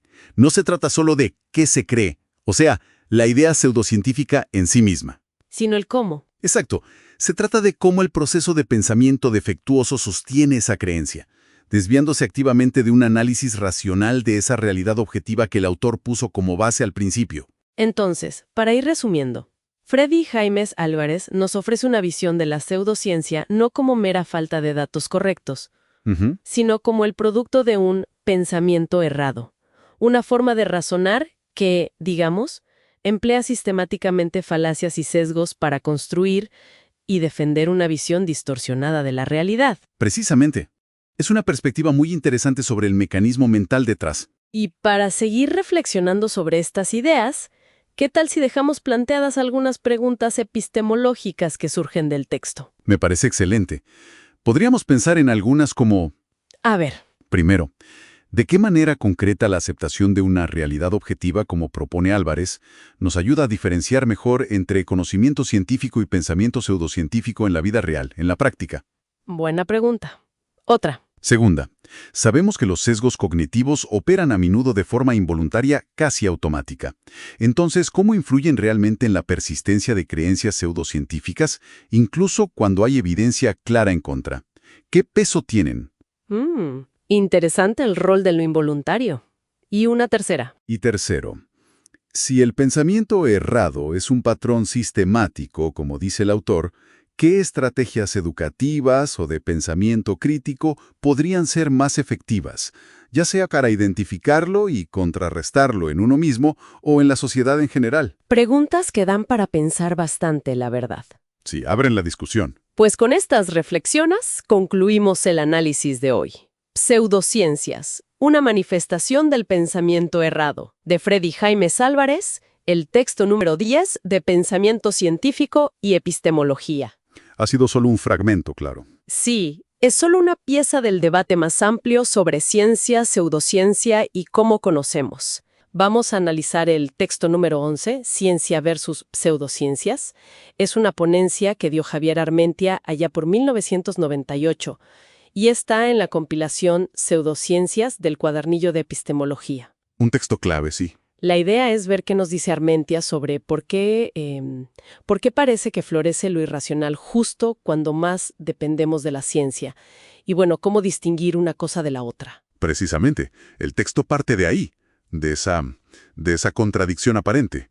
Cuanta más ciencia y tecnología, parece que más gente se siente atraída por explicaciones, no científicas. Ajá. Y Armentia sugiere algo interesante. Dice que cuando la ciencia se percibe como algo, no sé, muy lejano, muy técnico, o hasta como un ritual, ¿no? Se abre como un hueco. Un espacio vacío. Eso. Y las pseudociencias, que son muy hábiles, pues se meten justo ahí. Ok, a ver, empecemos por definir. ¿Cómo las caracteriza Armentia? Él las llama falsas ciencias, ¿verdad? Sí, falsas ciencias o imposturas científicas. Dice que buscan como el prestigio, la respetabilidad de la ciencia, pero sin serlo realmente. A veces, incluso con intención clara de engañar. Entiendo. Aunque también reconoce que, epistemológicamente, es complicado definirlas solo por lo que no son, ¿no? Por negación. Claro. Por eso recurre a criterios más concretos como los que mencionaba Paul Kurtz. Habla de que carecen de métodos experimentales rigurosos, controlados. Ajá. De un marco conceptual que se pueda poner a prueba, que sea contrastable, y que sus supuestos resultados positivos, pues, no los confirman otros investigadores independientes. Y ahí entra un concepto que me parece central en el texto. La no falsabilidad, que viene de Popper, ¿cierto? Fundamental, sí, totalmente inspirado en Popper. Quiere decir básicamente que las hipótesis o las afirmaciones de una pseudociencia están formuladas de una manera... blindada. Exacto, blindada. De tal forma que es imposible, pero imposible de verdad, diseñar un experimento o encontrar una evidencia que pudiera demostrar que son falsas. No hay manera de refutarlas. Y da ejemplos concretos. Sí, varios y muy claros. Por ejemplo, menciona algunas ideas del psicoanálisis. Si se afirma que todos los hombres tienen tendencias homosexuales reprimidas, Ok. si un test las detecta, confirma la teoría. Y si no las detecta, se dice, es porque están muy reprimidas. O sea, gana siempre. No hay forma de refutarlo. Claro, no hay escenario donde pierda. Ninguno. Otro ejemplo, el creacionismo que se llama científico. Ante la evidencia geológica o astronómica de que la Tierra es antiquísima, algunos dicen que Dios creó esas pruebas, los fósiles, la luz de estrellas lejanas ya en camino, para poner a prueba nuestra fe. Imposible de refutar eso también. Totalmente. O la homeopatía. Se basa en diluciones tan extremas que es casi imposible que quede una molécula del principio activo original. Sí. Entonces, si las pruebas químicas no encuentran nada, recurren a conceptos como la memoria del agua, que es algo que no se puede medir ni probar. Entendido. Esa idea de la no falsabilidad es muy potente, la verdad, y se conecta con lo que dice después sobre la carga de la prueba, ¿no? Van de la mano, totalmente. Armentia recupera la máxima de Hume, un filósofo clave. El peso de la prueba recae en quien hace la afirmación. Sobre todo si es algo extraordinario. Especialmente. Afirmaciones extraordinarias requieren pruebas extraordinarias. Y las pseudociencias, pues, hacen justo lo contrario. Le piden al escéptico, al crítico, que demuestre que no funcionan. Invierten la carga. Exacto. Y además son muy resistentes al escrutinio. Si haces un experimento controlado y falla, siempre tienen una excusa. ¿Como lo de la energía negativa? Justo. En parapsicología, por ejemplo, si el experimento no sale bien, dicen que es por la mala vibra o la energía negativa del observador escéptico. Conveniente. Muy conveniente. Armentia cita un estudio de Luis Angulo sobre videntes. Resulta que sobreestimaban enormemente sus aciertos. Recordaban solo los éxitos. La analogía que usa es buena. No es lo mismo decir, tengo una vaca en casa, que es fácil de verificar, Claro. que decir, tengo un unicornio. Eso requiere otro tipo de pruebas, ¿no? Pruebas extraordinarias. Queda claro. ¿Y qué pasa con las implicaciones sociales? Los peligros que señala Armentia. Los gradúa, digamos. Empieza por lo más leve, que serían las pérdidas económicas. Gente que gasta dinero en adivinos en productos milagro que no sirven para nada. Ajá. Luego sube un escalón y habla de fenómenos sectarios, que pueden ser muy peligrosos. Menciona el caso de Heaven's Gate, aquella secta. Sí, lo recuerdo. Y el nivel de riesgo más alto, el más preocupante, lo sitúa en las pseudociencias aplicadas a la salud, las llamadas medicinas alternativas. Ahí el peligro es directo. Directo y a veces fatal. Pone el ejemplo del método Hammer para tratar el cáncer, que es terrible. Pacientes que dejan tratamientos oncológicos de verdad, con evidencia científica, por seguir terapias sin ninguna base, y pierden un tiempo vital. Qué fuerte. Y critica también que a veces las propias organizaciones médicas son un poco tolerantes si estas prácticas las llevan a cabo médicos titulados, como si el título validara cualquier cosa. Es un punto importante. Y en todo esto, ¿qué rol les da a los medios de comunicación? Porque suelen tener mucha difusión estas cosas. Un papel central y a menudo, dice Armentia, acrítico. Cita un tal Curtis McDougall que decía que los medios son grandes propagadores de las supersticiones modernas. Ujú. Señala que la prensa escrita quizá es un poco más sobria, pero en la radio y sobre todo en la tele, buscando el espectáculo fácil, lo que él llama televisión basura. El show. El show. Presentan testimonios, supuestos expertos, pero sin ningún contrapeso crítico. Se olvidan de los criterios básicos del periodismo. Verificar, contrastar fuentes. Y se crea un mercado. Exacto. Un mercado de lo paranormal que, además, es muy lucrativo. Vaya panorama. Entonces, frente a todo esto, ¿qué propone Armentia? ¿Cuál es la respuesta? ¿Habla de escepticismo científico? Sí, pero aquí hay un matiz importante. No propone un escepticismo de dudar por dudar, un escepticismo nihilista de nada se puede saber, Ajá. sino el escepticismo que es parte intrínseca del método científico, la duda metódica, dudar hasta que haya pruebas suficientes, aplicar principios como la navaja de Occam, elegir la explicación más simple que funcione y la carga de la prueba de Hume que ya mencionamos. O sea, un escepticismo activo crítico. Exacto. Y aplicado a las pseudociencias, esto significa examinarlas críticamente, no simplemente ignorarlas, que es lo que a veces hace la ciencia más establecida. Armentia defiende que hay que informar al público. Comunicar. Comunicar porque estas afirmaciones no tienen base y sobre todo fomentar el pensamiento crítico en la gente. Menciona el trabajo que hacen grupos escépticos, como ARPSAPC en España, que es la Sociedad para el Avance del Pensamiento Crítico. Y el periodismo científico riguroso. Fundamental. Una buena comunicación de la ciencia y un periodismo que investigue y no solo repita. Bien, entonces, para ir cerrando. Hemos visto esta paradoja de lo irracional en la era tecnológica. Las características clave de las pseudociencias, como esa irrefutabilidad, el evitar la carga de la prueba, los riesgos que conllevan, el papel a veces cómplice de los medios. Y la propuesta de Armentia, un escepticismo informado, activo, basado en el propio método científico, como herramienta de defensa y de promoción del pensamiento crítico. Exacto. Y como es habitual en estas exploraciones, el texto nos deja con preguntas para seguir pensando, ¿no? Cuestiones epistemológicas que quedan abiertas. Sí, el propio Armentía implícitamente nos las deja. Por ejemplo, podríamos preguntarnos: 1. ¿Nuestros sistemas educativos actuales realmente fomentan ese pensamiento crítico que necesitamos para diferenciar ciencia de pseudociencia? ¿O a veces hacen lo contrario? Buena pregunta. Otra. 2.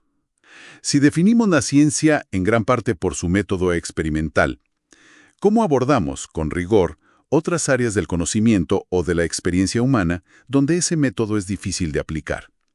¿Cómo hacerlo sin resbalar hacia la pseudociencia? Complejo. Y una tercera. Y 3. Pensando en la comunicación y la ética.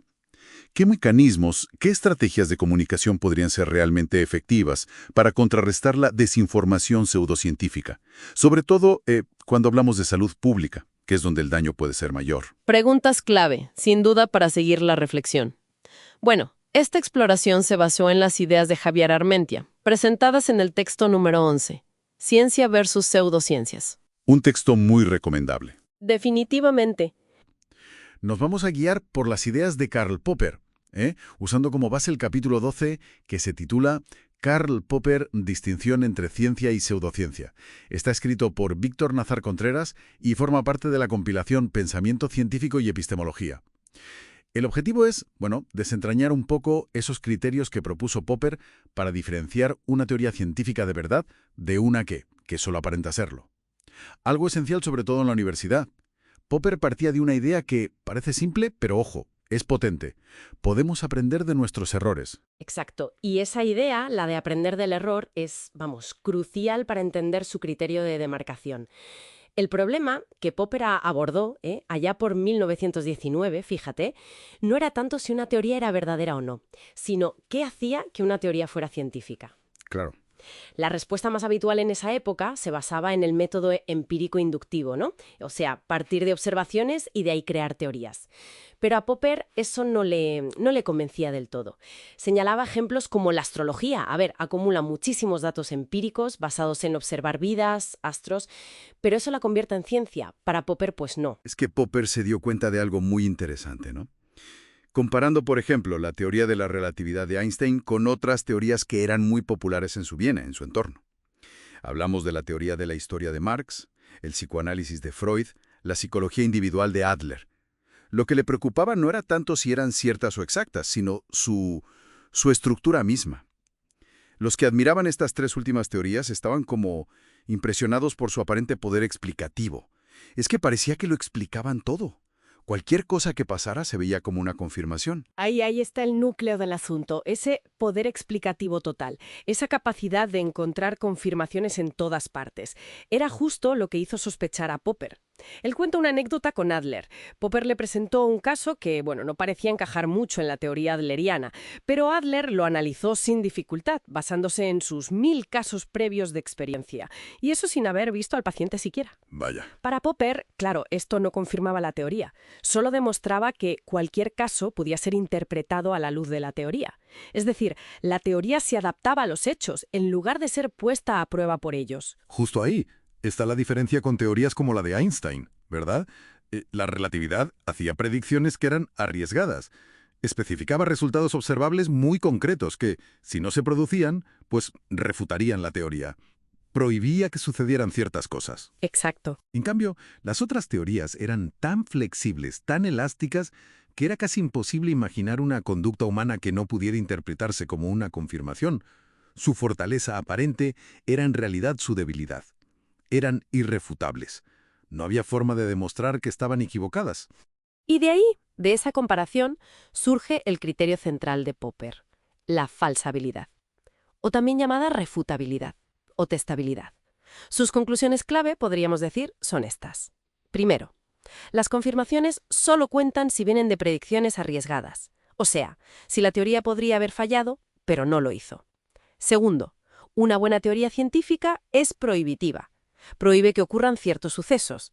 Cuanto más prohíbe, pues mejores. Interesante. Tercero, una teoría que no es refutable por ningún suceso que podamos concebir no es científica. La irrefutabilidad no es una virtud como se pensaba, sino un vicio, un problema.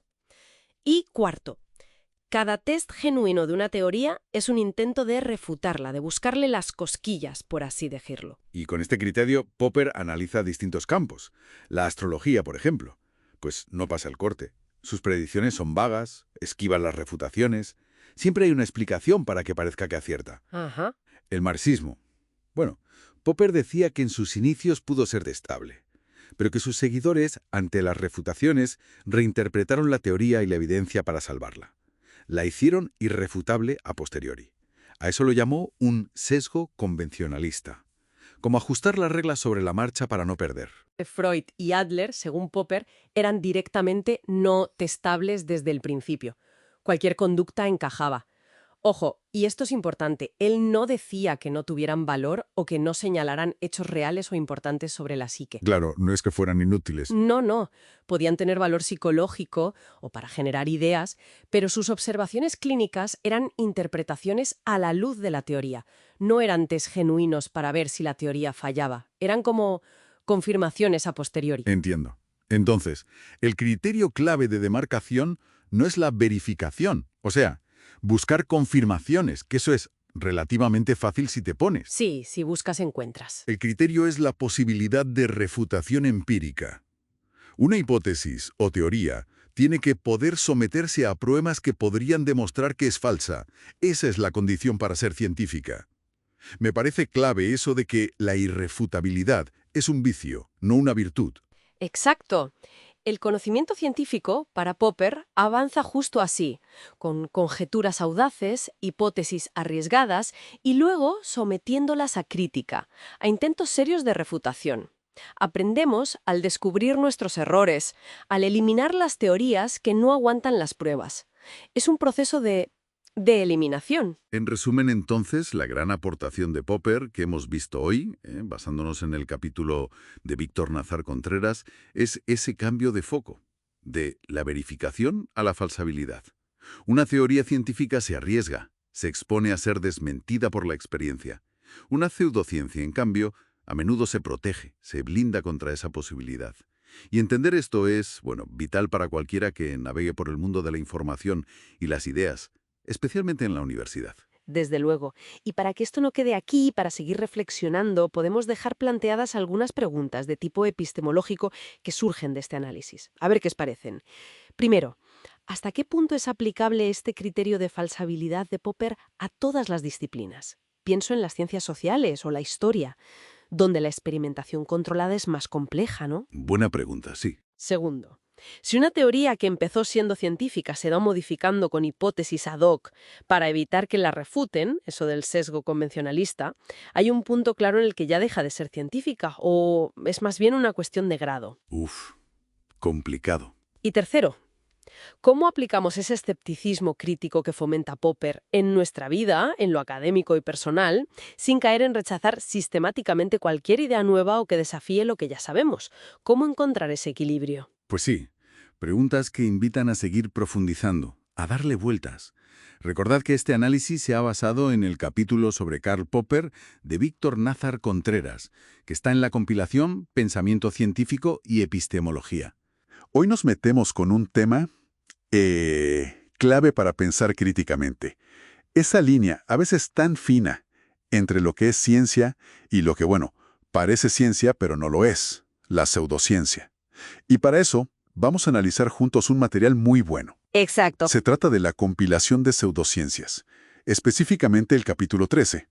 El título es Las pseudociencias más famosas, y lo escribe la periodista científica Sara Romero. Una fuente interesante para desglosar esto. Sí. Nuestro objetivo hoy es entender un poco mejor qué es una pseudociencia, por qué cuesta tanto a veces diferenciarlas, y vamos a ver ejemplos que menciona Romero en el texto. Creo que es vital, sobre todo en un ambiente universitario, tener estas herramientas. Bueno, pues, empecemos por el principio, ¿no? La dificultad de definirla. Justamente. Definir pseudociencia no es tan fácil. El filósofo Karl Popper habló del problema de la demarcación, o sea, ¿dónde pintamos la raya?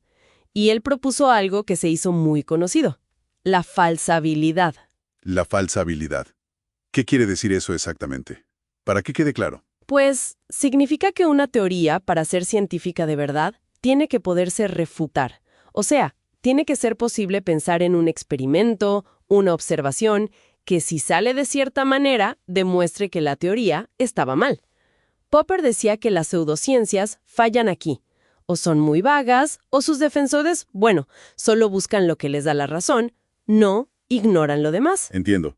Es un punto de partida filosófico potente, pero el propio texto de Romero y la realidad misma muestran que es más complejo.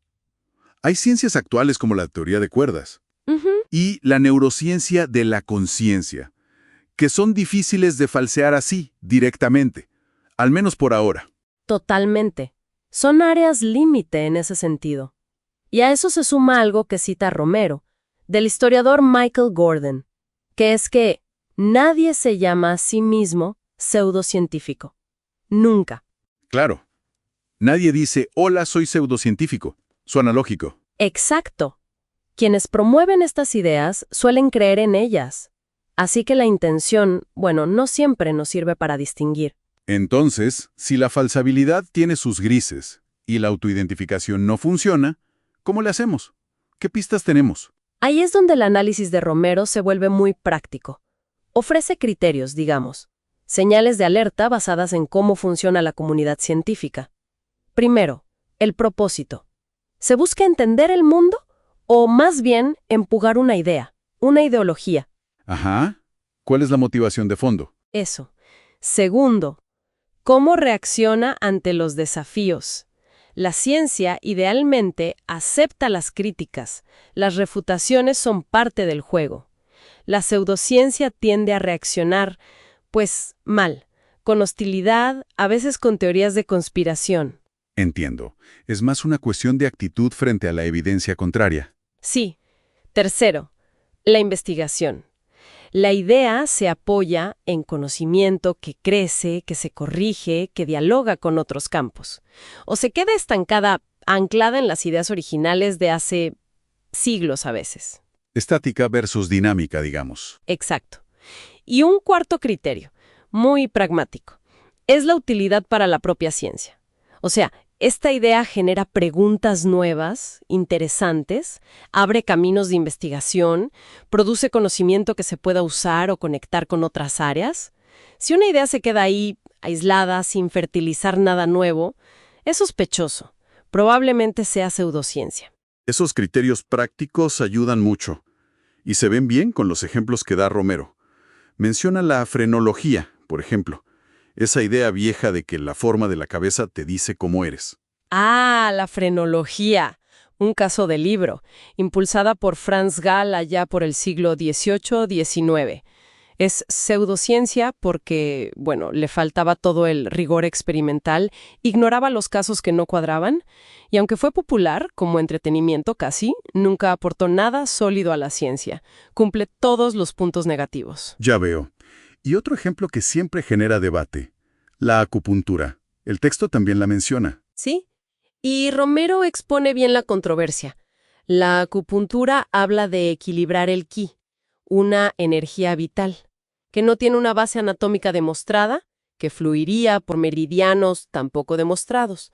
Hay estudios que sugieren beneficios, sí, pero es muy difícil separarlos del efecto placebo en pruebas controladas.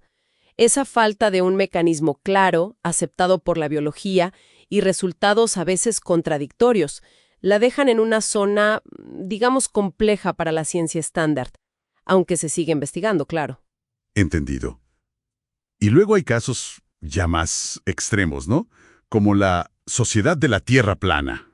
Uf, sí. Esa es una que ignora, bueno, siglos de evidencia científica. Física, astronomía, geología, todo. Se basan en interpretaciones literales de textos antiguos, mucha desconfianza en la tecnología y en lo que ven nuestros sentidos, que sabemos que engañan fácil. Es un rechazo frontal al método científico, básicamente. Totalmente. Y Romero también trae a colación la radiónica de Albert Abrams. Radiónica. ¿Qué era eso? Principios del siglo XX. Abrams decía que podía diagnosticar y curar enfermedades detectando vibraciones de las células a distancia, con unas máquinas especiales. Fue, bueno, espectacularmente desacreditada. Revistas como Scientific American hicieron pruebas. Mandaron muestras absurdas a los que practicaban radiónica y recibían diagnósticos de enfermedades graves, en cosas o en muestras de gente sana o hasta de un pollo o personas muertas. Increíble.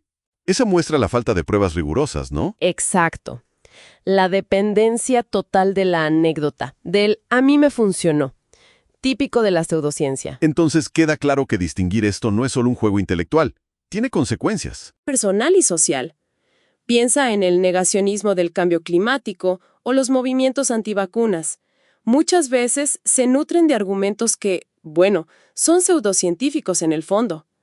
La clave está en el método, la evidencia, y sobre todo estar dispuesto a cambiar de idea si las pruebas lo indican. Bien. Entonces, resumiendo nuestro análisis de este capítulo 13, la línea entre ciencia y pseudociencia a veces es borrosa, sí, pero es crucial intentar trazarla. Los criterios que vimos, falsabilidad con sus matices, cómo se responde a la crítica, si hay progreso, si es útil para generar más ciencia, nos dan herramientas. Nos ayudan a pensar mejor. Exacto. Y para seguir masticando esto que nos propone Sara Romero, podríamos dejar algunas preguntas abiertas más epistemológicas. 1. ¿Cómo influye la cultura y el momento histórico en que una idea se vea como científica o como pseudocientífica? Porque eso cambia. Buena pregunta. 2. Si usamos el criterio de utilidad pragmática, ¿no corremos el riesgo de descartar muy rápido ideas nuevas, radicales, que todavía no encajan bien en lo que sabemos? El riesgo de ser demasiado conservador. Algo así. Y 3. Más allá de la lógica y las pruebas, ¿qué peso tiene la ética? Cuando una práctica, aunque se venda como ciencia, puede hacer daño a la gente, ¿cómo entra eso en la ecuación de la demarcación? Preguntas fundamentales para seguir pensando. Sin duda, la compilación de pseudociencias tiene mucho más que ofrecer sobre este fenómeno. La pseudociencia. ¿Y cómo puede actuar como desinformación tóxica? Pues sí, es un tema fundamental. Con la cantidad de información que nos llega, la famosa infoxicación, es muy fácil que se cuelen contenidos que parecen científicas, pero, bueno, no lo son. Exacto. Y hoy nos vamos a centrar justo en eso, ¿verdad? Vamos a analizar el capítulo 14 de la compilación Pensamiento científico y epistemología. Así es. El capítulo se titula La pseudociencia como desinformación tóxica, una taxonomía para comprender el fenómeno y sus manifestaciones. Es de Sergi Cortiñas Rovira y Felipe Alonso Marcos. Un título ya potente. Desde luego. Y nuestra idea hoy es desgranar un poco esa taxonomía que proponen. Creo que es una herramienta muy útil para entender las distintas caras de este fenómeno tan polifacético. Me parece clave tener herramientas así, la verdad. Para empezar, ¿cómo definen ellos la pseudociencia? Porque va más allá de decir simplemente, es ciencia falsa, ¿no? Sí, van más allá. Proponen una definición, digamos, centrada en la comunicación. La ven como un conjunto de prácticas que buscan activamente el estatus de ciencia. Buscan la etiqueta. Exacto, pero lo hacen exponiendo resultados que suelen ser aislados, que no son demostrables objetivamente, muy subjetivos, y obtenidos sin crítica real, sin un sistema riguroso detrás. O sea, que generan un tipo de conocimiento que ni se acumula ni se puede validar como el científico. Precisamente, ese es el punto. Y señalan algo muy interesante. Suelen aparecer y prosperar justo ahí donde la ciencia, bueno, o no lleva todavía, o no da las respuestas que la gente espera. Donde hay un hueco. Donde hay un hueco. Exacto. Y además son muy hábiles manejando los medios de comunicación y sobre todo apelando a las emociones.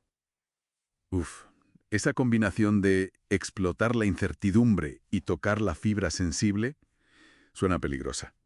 ¿Detallan los autores qué riesgos concretos ven? Sí, y son varios y de distinto calibre, digamos. Por un lado está el de desvirtuar la ciencia real, claro, confundirla. El más obvio, quizá. Podría ser. Luego hablan de un empobrecimiento cultural, incluso un retroceso.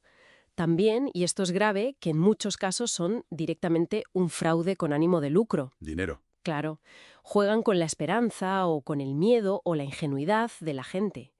Y el quinto riesgo, que quizás es el más preocupante. ¿Cuál? el de alejar a pacientes de terapias médicas que sí funcionan de la medicina convencional a cambio de promesas vacías. Ese es terrible. Ahí ya no hablamos solo de desinformación, es un riesgo directo para la salud. Totalmente. Y para entender mejor cómo se manifiestan todas estas prácticas, proponen esa taxonomía que comentabas. ¿Cómo la organizan? Pues la estructuran en 4 divisiones principales, que son muy clarificadoras. La primera es por campos de acción. ¿Dónde actúan? Exacto. Distinguen entre teorías, piensa en la memoria del agua o los negacionismos varios, terapias, aquí entrarían la homeopatía, el biomagnetismo, fenómenos, interpretaciones pseudocientíficas de cosas como ovnis, poltergeists, Vale. poderes y dones, telepatía, curación a distancia, ese tipo de cosas, y finalmente productos, las pulseras milagro, las propias dosis homeopáticas como producto. Entendido. Es como un mapa de dónde encontrarlas. El segundo eje. Nivel de estatus social. Aquí miran cómo de insertadas están en la sociedad y si se han profesionalizado. Ah, interesante. Sí, va desde un nivel bajo, que serían prácticas muy minoritarias, casi marginales, como, no sé, la orinoterapia que mencionan. Vale. Un nivel medio, más amateur, como puede ser el tarot. Y un nivel alto, que son prácticas muy profesionalizadas, muy metidas en el mercado y adaptadas a él. La homeopatía sería un ejemplo claro aquí. Y aquí dicen algo muy potente, ¿no? Que cuanto más estatus social tienen, menos las percibe la gente como un fraude. Exacto.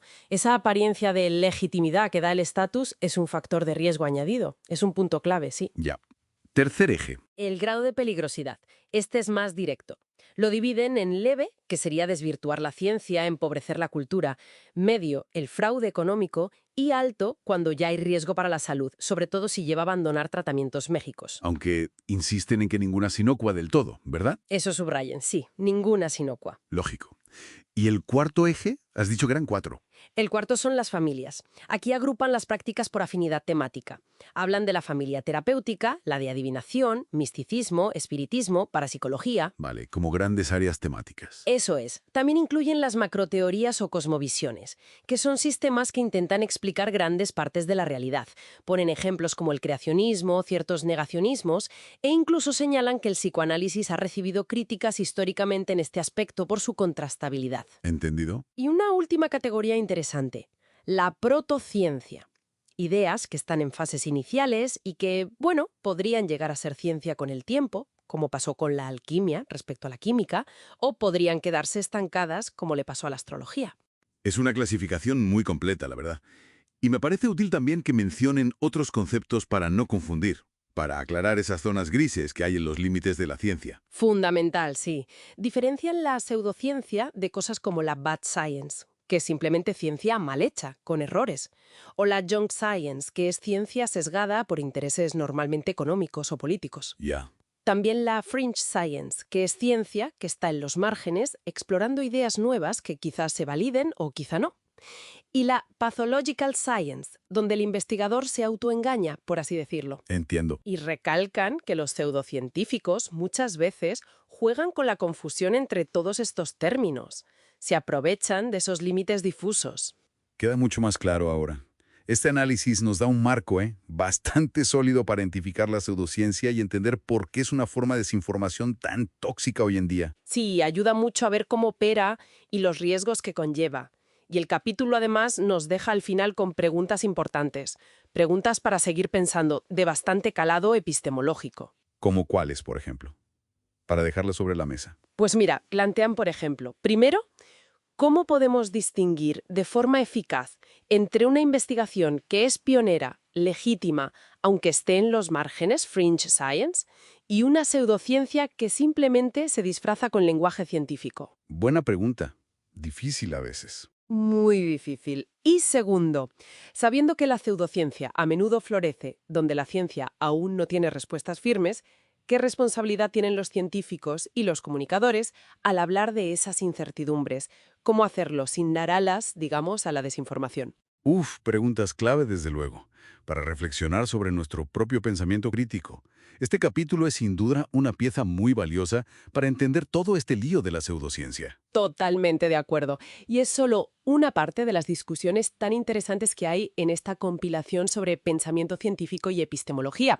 Así que bueno, invitamos a seguir explorando estos temas y los criterios para distinguir la ciencia de lo que no lo es en futuras escuchas basadas en esta obra.